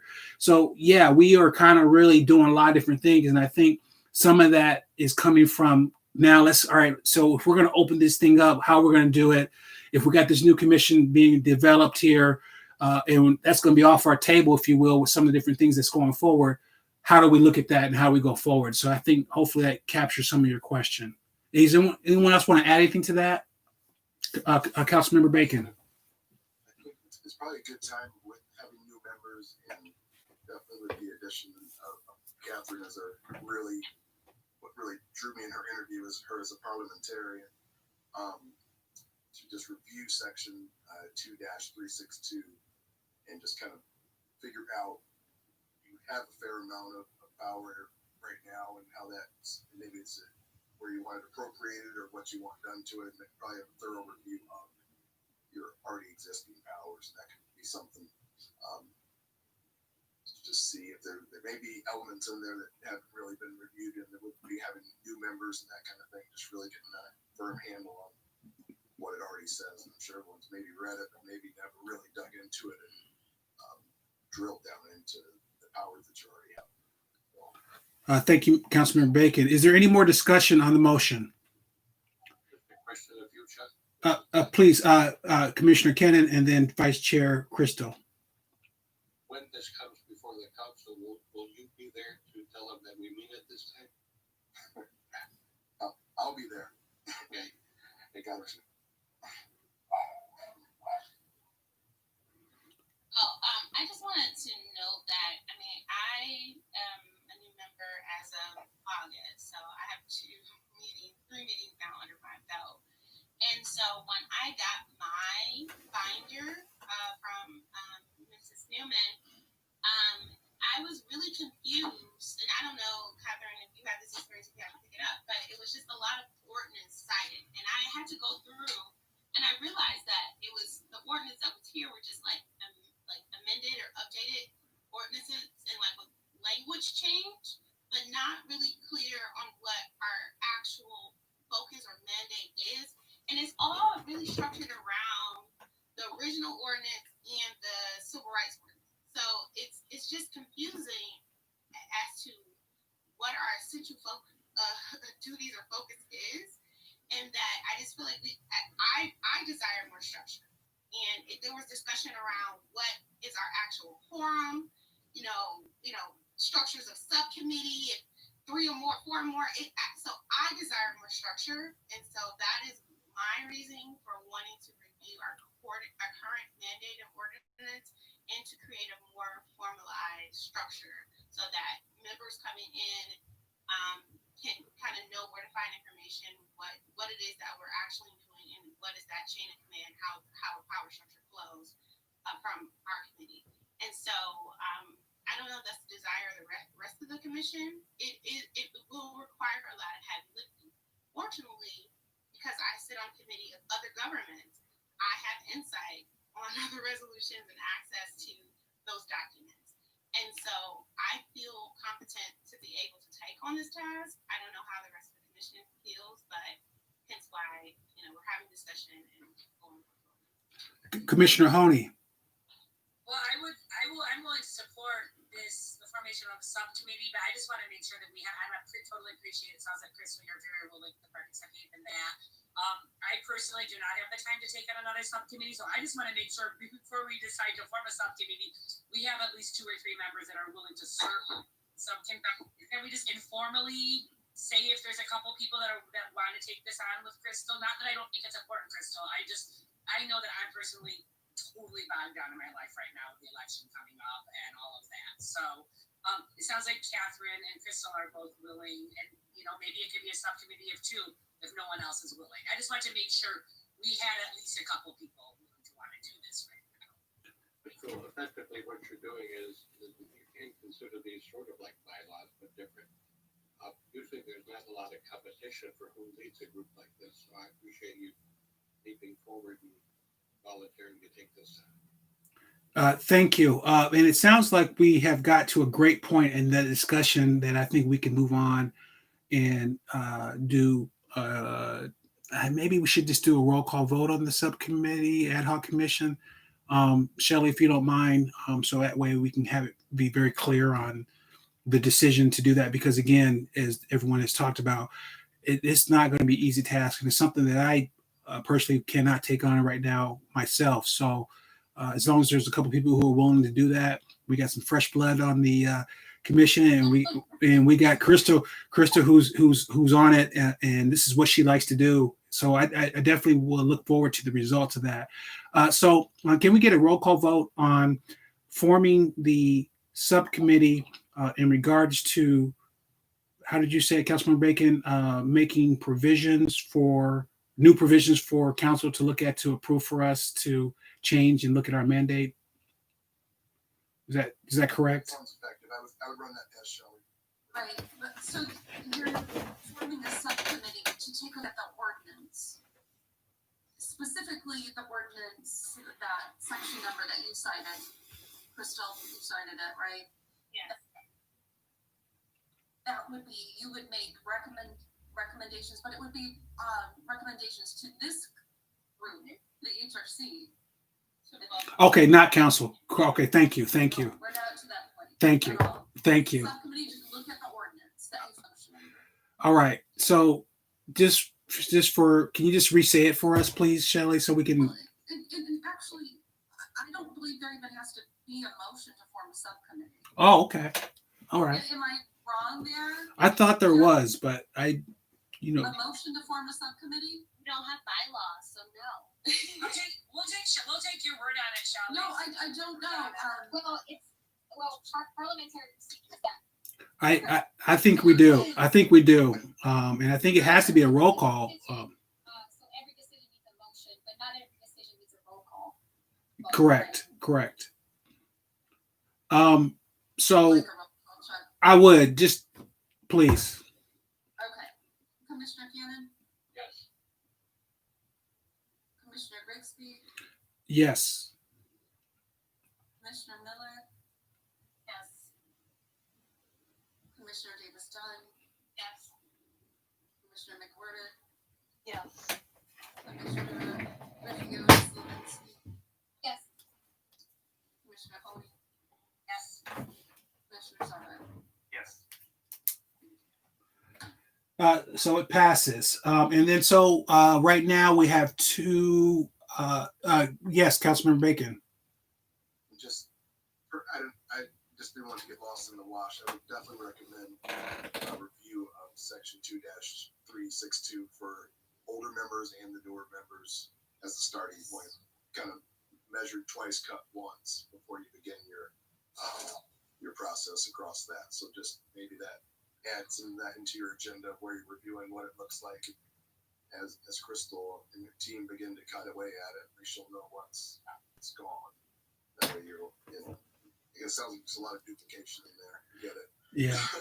I don't mean to be creative, but if there's things in there that just makes you know kind of that gives you your powers, that kind of thing. Just if you, and probably, I don't know what this would look like. If there's check-ins or something along the way to see if it's even, when we start pulling at threads. I just wanted to get to their goal.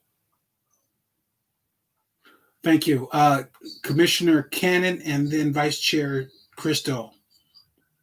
Yeah. Ron, I don't know if you're looking at me or not when you said older, but I will join the Oh, that's awesome. So great.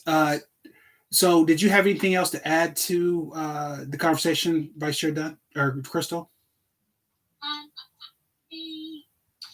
Yes, I guess along with other things that Ms. Luna will be sending out, if she can send out that section of the ordinance, because I don't see it clearly here in my binder that I've seen, particularly section 2.3.62. I see the other sections. If just to send it out to the entire council, commission, and of course, Councilman Bacon, that yes, we will. I mean, I don't know who's going to necessarily chair. We will discuss and make sure that there's a plan that we're following up before we get, put the the buggy, don't have the buggy in front of the horse or whatever. That we're doing things according to. All right, thank you, Vice Chair Crystal. So it looks like or did you have more to add? Yes, I have a third motion. If it may be, and that third motion would be to add the current subcommittees to our agenda. To what? I would like to make a motion to list the current standing subcommittees to our agenda to make sure that they're listed each month during our public meetings. Oh, I understand. Okay. Is there a second to that motion? I'll second that. Seconded by Commissioner Cannon to add the active subcommittees to the agenda for description to show what's going on and what we're doing, basically. Okay. Did you have something to say? You wanted, Commissioner Catherine, on that? Yeah. So it would be just like committee reports, right? Yes. Correct. Or Yes. end the discussion and move for a vote. Okay. Any more discussion? All those in favor, please say aye. Aye. Any opposed? So we will be adding that to future agendas. And just for clarification purposes right now, can we just say out loud what we have going on for subcommittees? I know we have the use of force. So I don't know what you want to call us, but we have the use of force ad hoc. We have now the HRC name change commission. We have the youth summit commission subcommittee that we had going on. Is there any other ones that we have in active roles right now? Would you count the committee of two with Liz and me to write a letter as a committee? Or just other duties as a second? That you missed me with what you're asking, what you're saying. I'm sorry. Liz and I volunteered to write this letter to the neighborhood association. Oh, yes. Do you think of that as a committee? Yeah, I would. Yeah, you guys are getting together and you're making discussion on behalf of the commission and coming back to us. So I believe so, because we'll all look at that letter and possibly sign it eventually. So yes. And Mr. Chair, one final note, if I could be excused absenting this meeting for the balance of the meeting. I have a previous commitment I need to attend to. I definitely respect and understand that. I know we have some things that we want to get to as far as tonight's festivities. So I totally understand. And please feel free to do that at your leisure.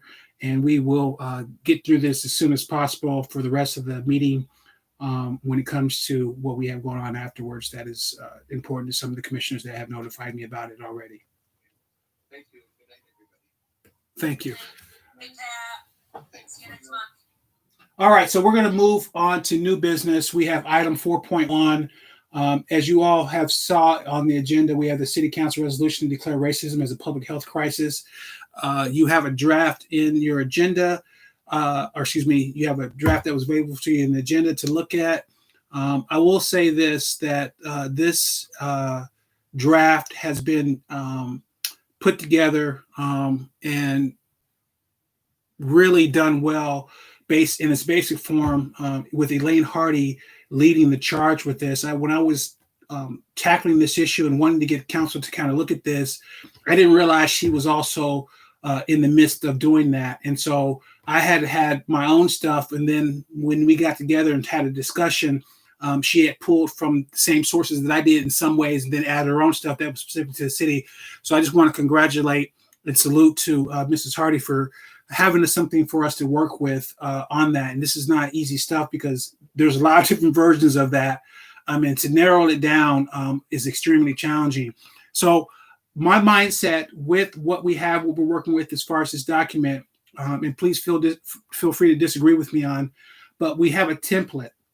Unless you have something that you really, really want to focus on, change, or modify, and you've really done your homework on that, I really recommend we look at this as a body, and we will have another conversation with Councilmember Watson and Elaine Hardy, just to make sure from this meeting that we take whatever we talk about onto council, so it's something they have to be able to put on their agenda as soon as possible. So that's kind of how I'm looking at that. So I will open it up in regards to, if you have had a chance to look at this, if you have some general recommendations or comments about what you got here. I see that Commissioner Catherine has something to say. Go ahead. I have a couple of questions and a couple of concerns with the way that this resolution is written. So I read the Michigan Executive Order, and then I read the resolutions from Ingham County and Lansing, and all of them had therefore be it resolved that had some sort of action.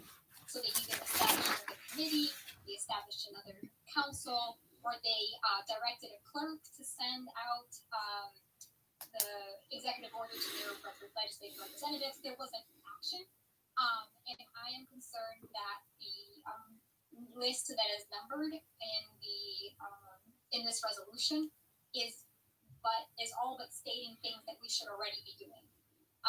Like we should already be advocating for, open it right now here. We should already be, working with the City of East Lansing and staff to identify activities to further enhance diversity, right? We should already be promoting equity through all policies. We should already be continuing to advocate locally for various, associations to improve health in communities. Like, I feel like this is in some way a slap in the face of the community that we're supposed to be serving. Because if we're not already doing these things, then what are we doing? So I have a lot of concerns with that. That's why that we're not promoting or we're not moving the marker on anything.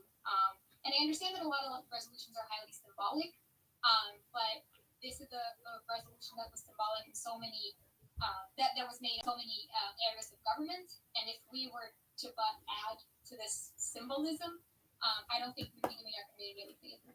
I appreciate that, and I'm with you, and I'm impressed that you're coming in here and you're able to kind of see that clearly. And I had a discussion, and what are the action steps? What are the things that we can do? What is it creating another commission and this and that? And so I think that's part of the discussion that we'll have right now. But I'm with you in regards to it being symbolic, but at the same time, and I believe Mrs. Hardy feels the same way. What are the tangibles that we can get out of putting our time and energy in making this statement in this resolution? Vice Chair Crystal, please. To Commissioner Catherine's reservations, I agree. And being a part of the Ingham County structure that pushed forth this the first resolution, I wonder if we can add to that, therefore be a resolve clause to include and name Ms. Elaine Hardy's role in other committees or commissions to upsee and enforce these activities. And because I even to the point symbolically, I just hate it. Like I what's the point of doing this if we have no real intentionality behind it? And I think right now that how the function in which how we are operating as a commission, that this is what we seek to achieve through our actions. And ideally, I think that's what the role of Ms. Elaine, why to our city. And so I think to add more accountability and make it less symbolic is to have label someone responsible for this, and that it is going to continue to assess and look for these things throughout the county and give a report. I don't know if it's a way to put something in there where we have something like an annual report or something that the council will review, or some other language we can add to ensure that these things are achieved. Well said, Vice Chair Christo. I think Elaine, are you wanting to speak? Please go ahead, speak freely. So I agree. I have trouble writing resolutions that are informative, and I had this kind of very similar conversation with Chair Grigsby and with Dana Watson. This is a working document, was put together for your reaction. So I would think that if there was suggestions, rewrites, edits, that's yours to do. And in terms of looking at those actionable items, we just completed a resolution for Indigenous Peoples Day. And we, as a city in 2016, abolished Columbus Day and renamed it, it became Indigenous Peoples Day. So this past Tuesday, our resolution included two actionables. One was that we would make a land acknowledgement, whether it was written or spoken, before every city council meeting. And the second one was a commitment to continue to preserve and encourage wetlands, meadows, and green spaces in our trail system. So while those may not be earth-shattering, they were actionable in honoring of that particular resolution. So I hear you. I have a hard time just writing symbolic language, particularly when it's something so very personal and close to me. And so I'm not going to be insulted or feel bad if you hack that up and do something that you feel that you have within your confines as a condition to do. I frankly think right now that the ordinance is very long. If there's no teeth and someplace in it, then it is just performative. So I do agree with you. But it was to be a working document. Councilmember Bacon. There's a couple things here. I think, East Lansing, we have a tradition of being first movers. We're behind on this. So I understand the need to do something substantive around this and all those types of things. But kind of like Elaine just said,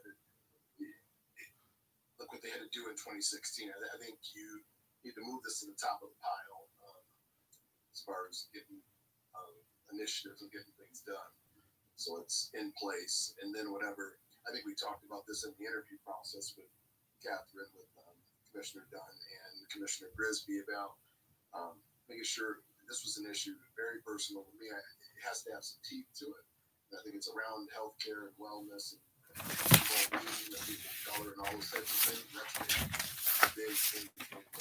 Something needs to be in place because you have counter programming out there saying these things are un-American and DE&I is un-American. You have a whole lot of other things going on out there right now that need to be countered in rapid succession. So I wouldn't let great be the enemy of good in this and let it get bogged down. You get something done, and then it's a perfect opportunity in while you're working through your provisions and mandates and doing those things to say this is what we want to do on this issue as a commission. We want to ingrain this issue into our existence, kind of thing. I think it's a great issue. So just those kinds of things. This could be more than one movement. Don't get bogged down and end up with nothing to show for it. Well, it's too late to be effective. Thank you, Councilmember Bacon. And I think that's well said. I think we want to get things right, want to get things done in a way that represents the work. And sometimes, we have to revisit it, and get what we can done when we can do it. Commissioner Catherine, please go ahead. Yeah, so I'm not, I agree with Councilmember Bateman that we can't, just because, we can't pile so much on it that we can't lift it, right? So I was thinking if, so the last sentence of the resolution is perhaps the most clear, right? Addressing public health disparities. So if we kind of build on that and say, okay, so what are some public health disparities in the community that are due to racism, right? Is it, access to masks? Is it ability to social distance because people live in smaller houses, so if someone gets sick, what happens? So if there are even like small but very pointed ways that we can be intentional, I would support adding that and making that the direction to our solution, to our resolution, right? So I don't want it to be monumental. I just want it working in student government and working with marginalized communities. There's always this resentment almost towards performative or symbolic messaging because it's believed or perceived to be done, and then we can carry on to the next topic, right? So that's my main concern with this, that it's, we write the resolution, we send it up, and we took care of public health crisis and racism in East Lansing, right? Like that's the last thing that I want. So whatever, if we can implement a program or a project, how small it can be, distributing masks or something, I would highly support that being part of the resolution. Thank you, Commissioner Catherine. So I think we have Vice Chair Crystal, and then we have Commissioner Miller up next on the discussion. I'm trying to pull up Ingham County's resolution and then the other ones that we kind of borrowed from, and to the point of just changing or amending this declaration to add in that a commitment to preserve the role of the DEI administrator, and to again looking forward to humanrightscommission to mandate that an annual review or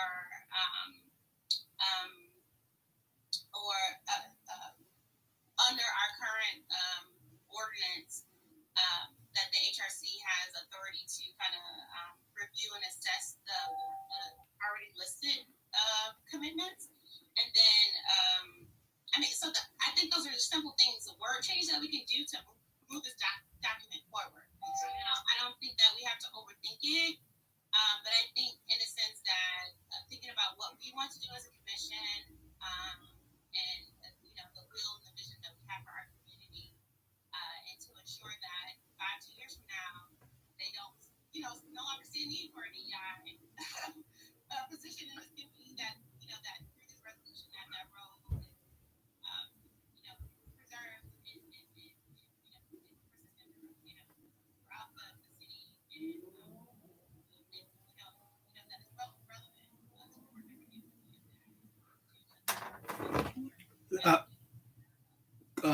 Vice Chair Crystal, your volume went down. I don't know if it's just me, but your volume went down. We can hear you, but barely. We heard everything except for the last part of the sentence. Either way, I'm just saying that I think if we can add, a few word changes or a few amendments to the standing resolution, that we can give it more teeth, and to ensure that there is some accountability to this, and that it's not just a ornamental resolution. So, and that's observing, parties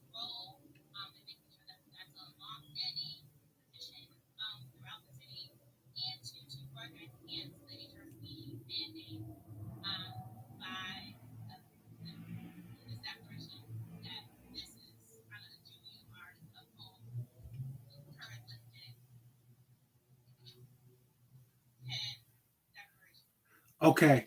Thank you. And I think if I'm hearing this right now, you have something that you want to add to, which I think can be done with the motion just to add it on there. And then I heard from Commissioner Catherine the same thing that she wanted to add. I don't know if her thoughts are formally all the way thought through with what she wants to add specifically, but it sounds like for the gist of what we have, you just want to add two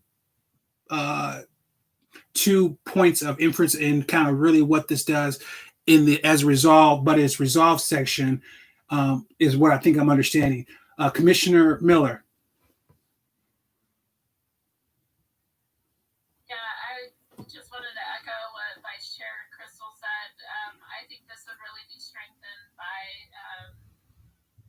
saying who owns this and who owns this work going forward, so that there's ownership and there's some accountability there. And I think DEI naming that outright and HRC, particularly some of I was looking like 6, 7. A few of those are very much in the HRC purview. So I think staff from a staff position and then from a commission position, naming those would really strengthen this and give it some teeth. All right. I think from what I can tell, I think we're all in agreement to adding. So I don't think we need to do a vote or anything like that. I think it's just really you giving your input and adding into what we have as a working document. So I just want to go back to Commissioner Catherine and then Vice Chair Crystal and then possibly Commissioner Miller in exactly what that is that you're talking about that you want to have in that language. I think Mrs. Hardy wanted to say something on that. You're muted. My comments were going to be just what your last ones were, that if it would be the pleasure of the commission to see those items as part of that document, if they could be so kind as to just forward them to me, then we can make the necessary adjustments to the document on your recommendations. And it can be edited because it is really long. All right. So thank you, Mrs. Hardy. I think that's good for time purposes as well. So if I understand things correctly, Commissioner Catherine, Commissioner Crystal, possibly Commissioner Liz, from what I know, are going to get those thoughts formalized in a way and then forward them to Mrs. Hardy so we can make those recommendations in play when it comes to that. Are there any other commissioners who, or if there is any other commissioners who would like to do that as well, you're more than welcome to do that if your thoughts come with you after this meeting. Vice Chair Dunn, or excuse me, Crystal. We can barely hear you. Why can't you guys hear me? Can you hear me now? I'm eliminating diligently. Okay. I was gonna ask Ms. Hardy if she felt comfortable kind of drafting up something, because I'm not even sure what the wording would be, being that we are as a commission expressing support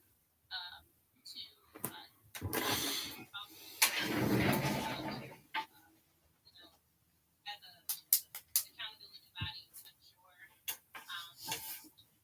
the enactment or implementation of the resolution. I don't know if we could kind of craft something and then get thumbs up and then help move it forward, or is it that does it need to come back to the commission and then we vote on it and then it goes to council? No, if I may interject, I think what we need to do in order to move it along and not have it be perfect by all means, but again, send in your information to Mrs. Hardy so she can add it in, and then we'll have a working document that we can build from, as opposed to it coming back here for another month and doing those different things. That would just be how I would look at it, unless anyone, has a different way they see that.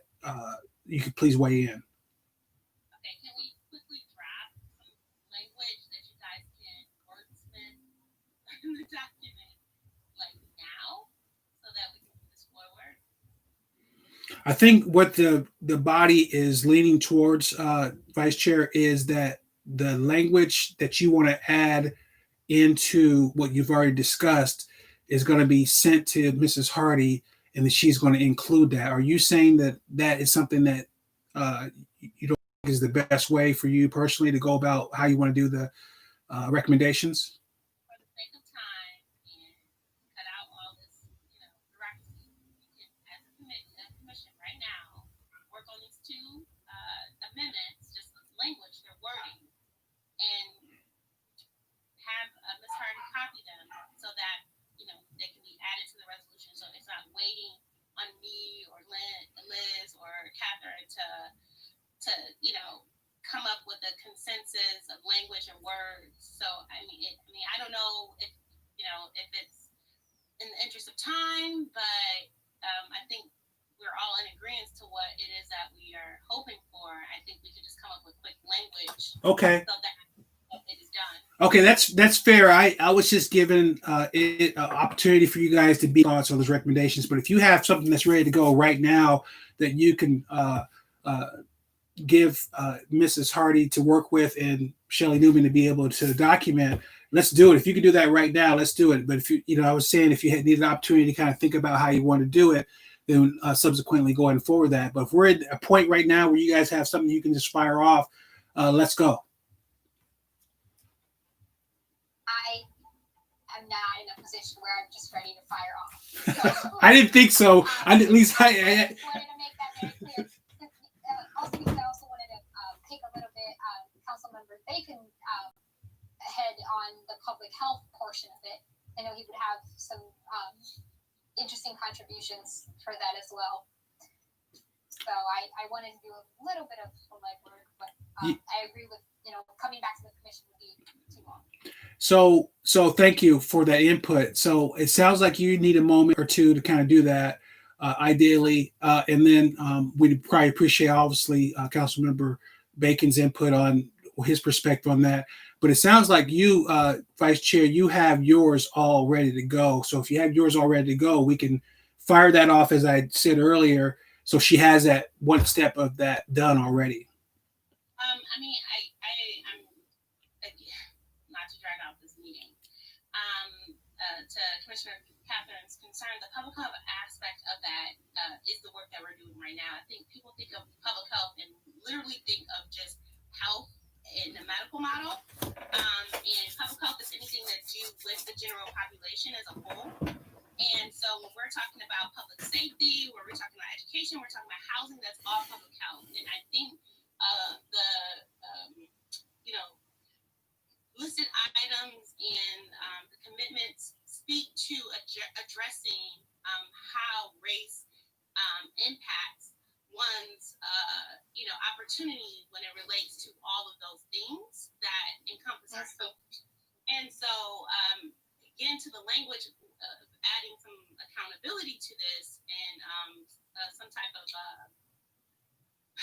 follow through or intentionality of observing these things. I guess my addition would be to, at the top of this, to add, this is a now therefore be it resolved by the City of East Lansing, by the East Lansing City Council, that the City of East Lansing will do the following. And I guess it would be to change one to commitment to preserve. Sorry, Ms. Hardy, I'm not entirely sure what your job title is, but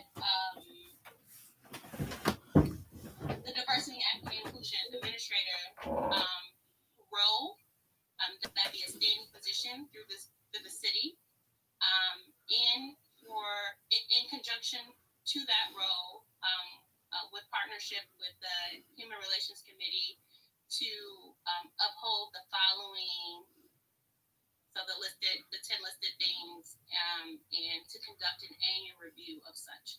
It's not perfect, but in my mind, I think that would fix the issue. Thank you, Commissioner Dunn. Thank you for your patience with us when it comes to that process. Mrs. Hardy, did you capture that recommendation from Vice Chair Dunn or Crystal? Excuse me. It's as clear as mud. Okay. No, I'm teasing. And what I don't have captured, I'll just reach you offline if that's okay with you, Commissioner. Okay, and I can do the same thing for you, Commissioner Catherine, as well, just to make sure that once I have included your thoughts, I'll just make sure that I send the document to the three of you, and then you can react to it. Does that make sense to you guys? And then as far as the other commissioners involved, you guys are okay with that process? Are you comfortable with how that's going to be done? Just give me a head shake. You're okay with that? Okay. Yes, Commissioner Honey. I love, because I'm an early childhood person, the part about the ACEs, the adverse childhood experiences. I'm wondering about, and I understand that we can't like mandate stuff in this proclamation that mandates things that are outside of our control, right? But I'm wondering if we could add a little something in there that would say, reducing exposures to adverse childhood experiences. And I think what other communities have done is by providing information, encouraging, maybe something like encouraging local physicians and infant mental health therapists to, there's an ACEs assessment that doctors do, like Dr. Nadine Burke does in California. Can we put something in there that specifically says, as part of this, we would reach out to local pediatricians to make sure that they are aware of the ACEs studies and to encourage local pediatricians to incorporate adverse childhood experience assessments into their routine work with children, something like that. Does that make sense? It makes sense. I'm just trying to capture, and I think maybe others are trying to capture exactly how to do that language. And I think that's why I was recommending possibly an opportunity for you to be able to formalize that in a way that we can structure it and add it on there. But I guess maybe I'm missing the ball. I can bring that up and think about it in the next couple of days, talk to my supervisor about it, get that to you, Elaine. Are you good with that? Because I have a couple specific ideas, but I want to think about it a little bit more. That's the one that captured my interest. So yeah, I'd be happy to follow up with you in the next couple of days with some specific language, okay? Yes, Vice Chair Crystal. I wonder to not to or like restrict ourselves to specific things so that we're missing the mark of adhering to them or upholding them, but to formally mention ACEs in the resolution. I know that it says like where it has been proven racism linked to worse health outcomes, but it doesn't specifically mention the ACEs study. So I wonder if we can mention ACEs because it talks about the impact of that in the resolution, where it's not that we're going to specifically contact physicians or hold physicians or things to a certain standard. I think that could work through like different committee works to like make that one of our like objectives or part of our strategic plan or something that we're working on or tackling within various committees versus to a specific mandate citywide, because I'm not even sure if we have that level of jurisdiction to require physicians to conduct ACE.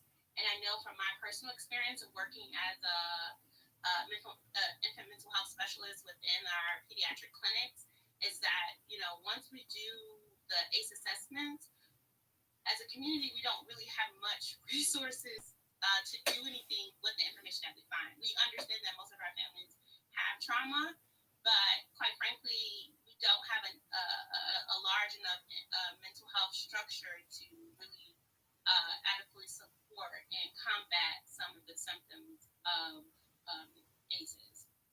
And so that's been a barrier. I feel like you and I could get together in the next day or two, like tomorrow, and talk, since you're the other person, the other early childhood person on this commission, and maybe we could come up with how we want to proceed with. I like your idea of even acknowledging, defining what ACEs are. And my idea wasn't to ban it; I was just saying encourage. I'd like pediatricians to know what the ACEs study is about, and so maybe you and I could craft that language together and then move that on to Elaine. Does that work with you?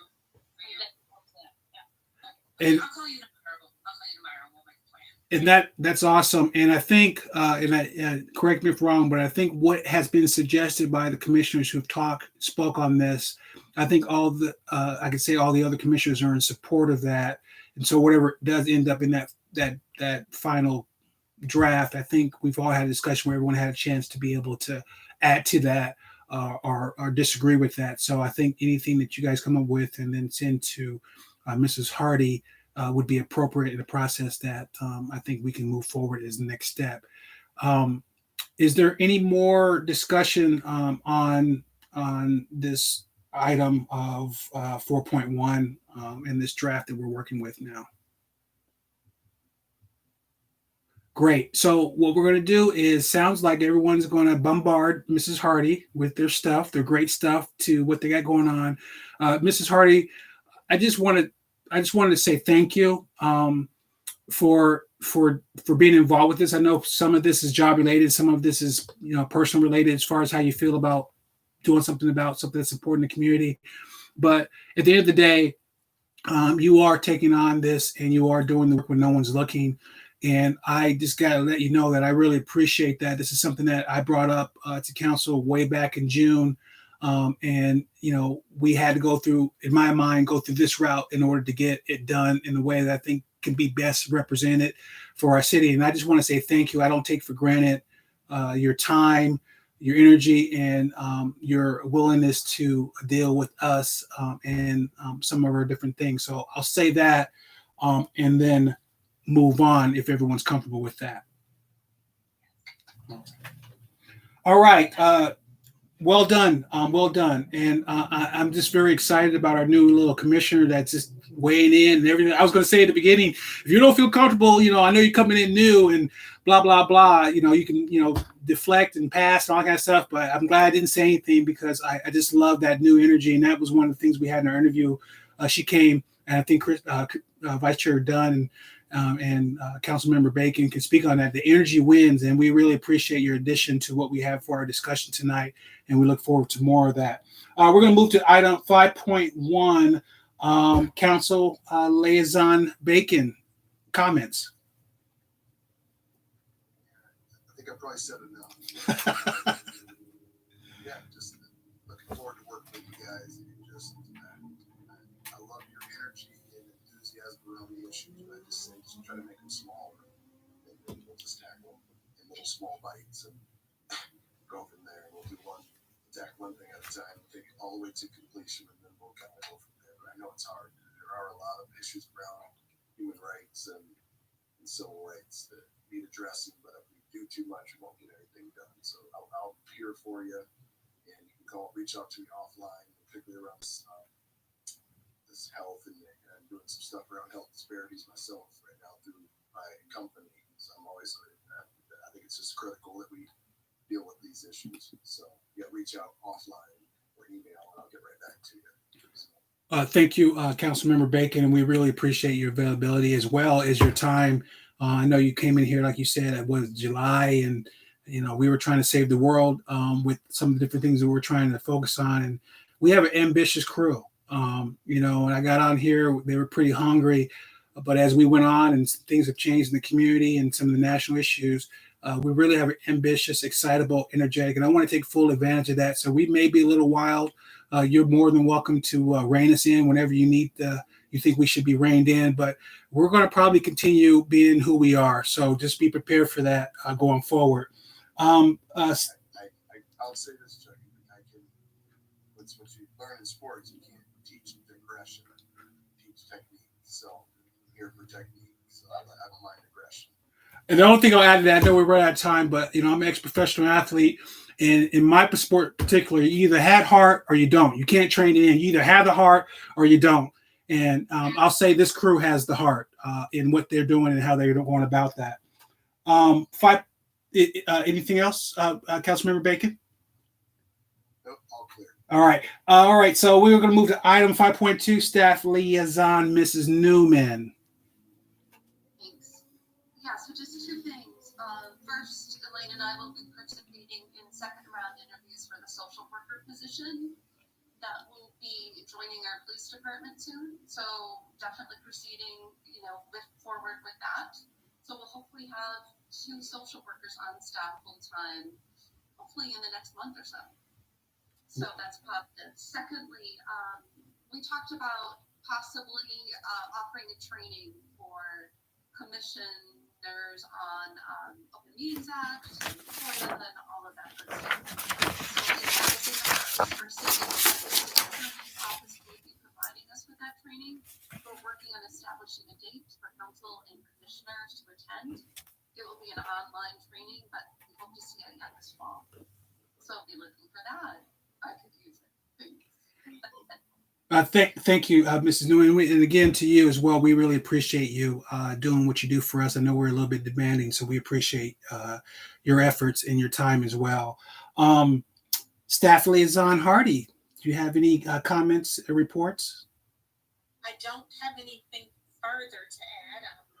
We are expecting to host the kickoff for our training with our city council and city manager on October 17th. So keep you posted on the progress of that initial leadership training that we're going to do to begin our cultural realignment. So that's all I have for right now. Thanks. Well, didn't you make connection recently with MSU in their community outreach department here in the last month or so, Mrs. Hardy? I was having a conversation with someone, and I can't remember exactly the name of the particular, but they say, yeah, we just got done talking to Mrs. Hardy and made that connection with that. So I spoke to a couple of groups at MSU. I spoke to the directors group at MSU about our cultural realignment strategy. So I shared, what our our plans were for our cultural realignment with a group of directors from MSU, and then did meet with have the first official meeting of the advisory group for the Warden Center. That was established after they had the incident with in their gift shop. It's just unspeakable to me. But so we began that process with the Warden Center. There's a good group of people, and my hope is that we'll be able to help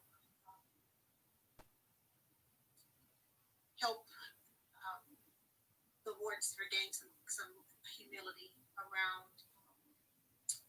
the work that they do in the community that they serve in. So our first meeting. No, I didn't mean to interrupt you. Go ahead. No, I'm fine. I was just we just had our first initial meeting, and then we'll be meeting again, I believe, in November is our next meeting. Yeah, I was in contact with some people over there, and I was kind of trying to break those barriers in there, and then your name came up, and I'm like, whoa, let me step off, because we already have, and that was the great thing about Mrs. Hardy, and I have a lot of respect for you, is that when you first came on here, one of the things you had talked about, which was a big concern for me, is establishing a better relationship with MSU and having a contact person, having involvement, having someone who has a seat at the table, so we can have an understanding of what they're doing and what we're doing and make that connection. So I appreciate it. So I was pleasantly surprised that you were already in the mix when it came to what I was inquiring about. So I appreciate you. We're going to move on to item commissioner concerns. This is one of our last things before we adjourn. Do we have any commissioner comments or concerns? Yes, Commissioner Honey.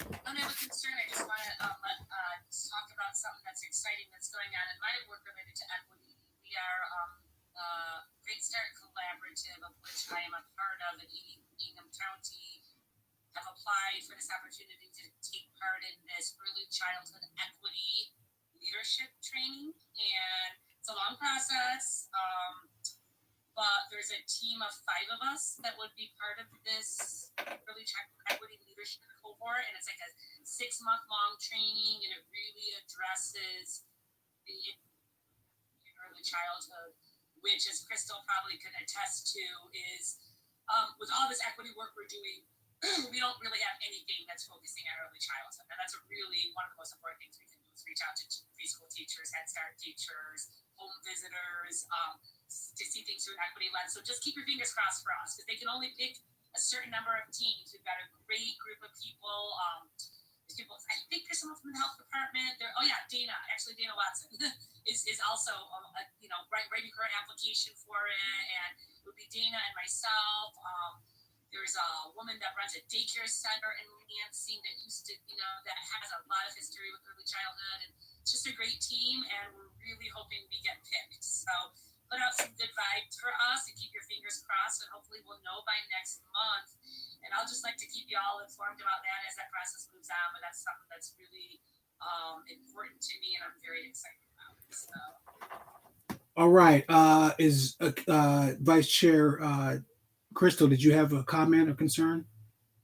It's not really, I guess it's a comment, but Ms. Hardy, I just wanted to note that when you were talking about the rules that I knew that I was a student and kind of uncovered that display, and quite frankly, I've still been working within a university on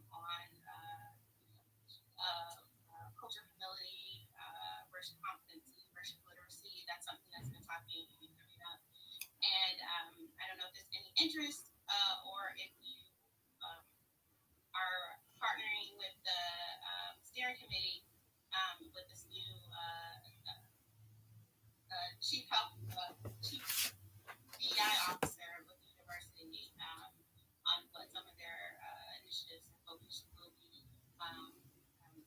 But there's more work to be done, and right now within the College of Social Science and more specifically within the School of Social Work, I have developed kind of advisory task force called the Social Work Action Collaborative that's an accountability body focusing on curriculum revision to ensure that future practitioners, of the social work practice come out of the program with skills to address the issues of race and power and privilege. So, I'm here as a resource. I'm here to support cause, and thank you for your work. Thank you, Vice Chair Dunn. And I'll go last here before we get out of here. Just bear with me, please. Even though May is National Americans Facing Mental Health Awareness Month, I just want to say this is National Mental Health Awareness Week right now, from the 4th to the 10th. There's millions of people who are directly or indirectly affected through this, family, friends, coworkers, and the privilege and the stigmas and the misunderstanding that are going with that. So I just wanted to kind of bring that up to you guys, just as a food for thought. I've already talked about this. So there will be an I did speak with the Michigan State Police Department last week or the week before, just trying to establish a relationship with them, and just really talk with them and have discussions about what they're doing well, what they could improve upon. They were very open to the dialogue. I look forward to meeting with them going forward, and they seem like they'd be very open to maybe coming and talking with us in regards to what they are doing. They have some different things they're doing with the use of force and how they log it with their system that I would love to be able to integrate here with our East Lansing Police Department. And some of you already know we're going to be having a continuation of the disorderly conduct resolution that we worked on that went up to council and came back. So next week on the 15th, we will be tweaking that, I guess, for them to be able to wrap their heads around passing that thing. So we'll update you on that. And then lastly, and most importantly, as some of you know, Jonathan Price was killed last Saturday. He was breaking up a domestic dispute, and he was shot by public safety officials breaking up that domestic dispute. He was a motivational speaker. He was an advocate of policing, community policing, ironically, and unfortunately, he has lost his life. I have found that the officer, if you don't know already, has been just recently charged, I think the day before yesterday. So I also wanted to bring his name up into the conversation, and just let you guys know, if you didn't know, that was the latest what was going on. And that's all I had for my commissioner comments and concerns. Is there anything else before we cut out of here? All right. Is there a motion to adjourn? I make a motion to adjourn. Moved by Vice Chair Dunn. Is there a second? We out of here. I apologize, guys, for going over. I know we had this debate tonight. Good luck to you, and we'll talk soon. And please get that information tardy as soon as possible so we can get that thing fired off. Thank you all. Take care. Thanks, everyone. Bye. Bye. Good night.